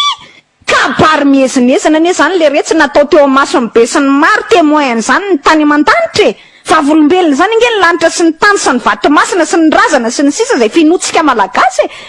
fa tsy menatra ianao nandainga nefa rehefa aveo aiza le voly de rehefa aveo am'izay ianao de hoe ka tsisy kosa nge ny volako valalatsy tanana ve ho atolo-jazy ka tsy tokony nandainga tamin'ny olona ianao fa nanao discours réaliste ary tsy zavatra tokony fipetra voalohany de le hoe aza mandainga zay aza mandainga zay resaka solika de nalefa antsika teo misy ny oronapeo mikasika ny solika hoe efa minegosy amina firenena maromaro vata amin'ny voatonga eo apitana ny vidin'ny solika. Zao le solika miakatra anjarany rehetra mandinika sy mandalina an'izany hoe ohatrohatran'izany ny endrika fitantanana raha-panjakana sy toetoetra ny mpitondra fanjakana ho an'ny eto Madagasikara. Fa ty mbola tsy tapitra moa ny adevitra fa mbola hivoatra be io de mihintsika depute Laina Tsimbazafa fa isy fivoaram-baovao miakatra zany teo ny tikotika ny dego any zany efa mikendrikendrina mpiakatra ny Antomasina to ohatra misy miresaka am'izao fotoana zao hoe tena tonga de fa 2 ariary asa isaky ny olona sa inona mandeha le izy aingana be de zany rehetrarehetra zany ny hoe bon anjarany rehetra no mandinika ny amin'ny hoe inona mbola antenaina an'le fitondram-panjakana fa izy moa zany de mieritreritra hoe mbola omena mandat 3 hony de ny vahoaka ny tompona andraikitra an'izay depute Laina Tsimbazafa fa manana afatrafatra ianao alohan'ny amaranantsika azy indrindrindrindra ho an'ny atokotika Madagasikara tsy adino atsimorana. Ya misaotra namana faniry efa atao hoe mamaraparana ihany motsika raha ny fotoana nojerena am'izao fotoana zao eto dia hitondrana ny fisaorana sy fakasitrahana ho an'ny vehivavy tika Madagasikara atao anatin'ny district Antananarivo Atsimondrano. Satria dia nisy tokoa ireo etsika zay nataon'izy ireo zany voalohany indrindra amin'ny hoe ny asabotsy lasa teo de na vita zany a no hoe ny fananganana ny rafitra am'izay vehivavy tiako Madagasikara zay zareo a tany amin'ny commune Ambato Favalo zay tena commune atao hoe farany lavitra ihany kio zany a fa de tafatsangana somatsara ny komity mpitantana zany am'izany vehivavy tiako Madagasikara zany atao anatin'ny district Antananarivo Atsimondrano commune Ambato Favalo ankasitrahana ihany kio ny fanoloratena nireo vehivavy tiako Madagasikara vitsivitsy a zay atao hoe ny antoka ny fampiofanana ihany koa nireo vehivavy namany zany a am'izay sehatra ny fampitsinjovana eo amin'ny samy vehivavy zay amin'ny lafiny fiarina zany ka ny sehatry ny fampiofanana amin'ny sehatry ny mofomamy zany a no nitanterahana zao tamin'ny alahady lasa teo a tamin'ny tolakandro ny alahady omaly zany a tany amin'ny commune fiombonana tanteraka somatsara zany ary maro ihany koa zany reo vehivavy tiako Madagasikara nazoto sy nandray anjara mavitrika tamin'izay lafiny fiofanana izay akoatr'izay moa dia nisy a ny fiofanana ny makasika ny resaka hoe fitantanana ny fivoriana teny amin'ny QG Belair na manafaniry tamin'ny asabotsy lasa teo a zay vehivavy maro ihany koa nandray anjara tao anatin'izany dia ankasitrahana Sakatelemana izay fikelezanaina ataon'ny vehivavy tiako Madagasikara eto anivon'ny district Antananarivo Atsimondrano zay a mikatsaka zay mahasoa ho andreo namana amin'ny fampitanany fahaizana ary indrindrindrindra amin'ny lafiny hoe fampizarana satria dia ny soimbonana moa no katsahany zany atoko tiako Madagasikara zany a ka amin'ny lafiny rehetra no ezahana zany mba ivelarany ireo mpikatroka tiako Madagasikara rehetra am'izao fotoan'izao ihany koa de efa misy ny fanomanana sady ho an'ireo tanora tiako Madagasikara ato anatin'ny district Antananarivo Atsimondrano misy hetsika zay iarahana zany ka hitantsika am'izany fa tsy mipetrapetra-potsiny ny mpikatroka tiako Madagasikara ato anatin'izany district zany ary hoezahana ihany koa ny partahany zany trakefa sy fahaiza manao nireo naman'ireo any amina district hafa indrindra ihany koa manerana ny nosa mba ho tiako Madagasikara vonina ny atrika ny zavamisy eto amin'ny firenena no mpikatroka zany tiako Madagasikara rehetra dia tsy adino fa izany folo Marc Ravalomanana zany dia miandrandratsika amin'ny fiatrehana no avy rehetra indrindra ny fametrahana zany folo Marc Ravalomanana zany hitondra sy hitatana ny firenena satria de fatatsika fa efa tsy saza ny voaka malagasy itsony zao zavatra misy zao fa mila mpitantana mpitarika mahay mahavita ary mahalala itsika voaka malagasy mba hanafaka atsika am'izao keja ny fahatrana eto amin'ny tany sy ny firenena izao ka dia mametraka ny veloma mahafinaritra ho atsika rehetra nanaraka ny fandarana torak'izany keo anao namana faniry sy ny teknisiana namanariana izay manokatra ihany koa an'ity fandarana ity anio maraina itsika rehetra any atokantrano tsirairay avy any veloma tompoko iny ary de ny tena kankio mametraka amin'ny velomantsika de mame fotoana anatin'ny fandarana zany malaza hitondrantsika aloha hevitra sy hanaovantsika fandalinana mahakasika ny raharaham-pirenena moa zany raha-pitso de mame fotoana indray zahay miaraka amina solomam-boaka hafa sy vahiny hafa no hiaraka amintsika fa de samy ahita ny rariny sy nitsiny eto amin'ity fiainana mandalo ty ary indrindrandrindra amin'ity Madagasikara mamitsika ity isika rehetra mivoatra be mivavao de ho taterina amintsika eto daholo ny vavao zay efa entony le mpanogazety ny MBS fa isika ihany koa anatin'ny fandarana miara-manonja de miezaka mitatitra ny vavao arak'izay azo antsika ny vavao sy hitondra fanadiadiana sy fandalinana fa miezaka tsika manaraka tsara ary miaino ihany koa amin'ny MBS ny radio Madasy satria dia ny vavao araky ny tokony ho izy tsara tranjaka no aparitaka amintsika zany mba tsy vavao mitanila arak'izay titinay endrim-pitondrana am'izao fotoana izao zay ary fa de mametraka ny veloma mandra presaka indray ho antsika rehetra to plasy tompo avy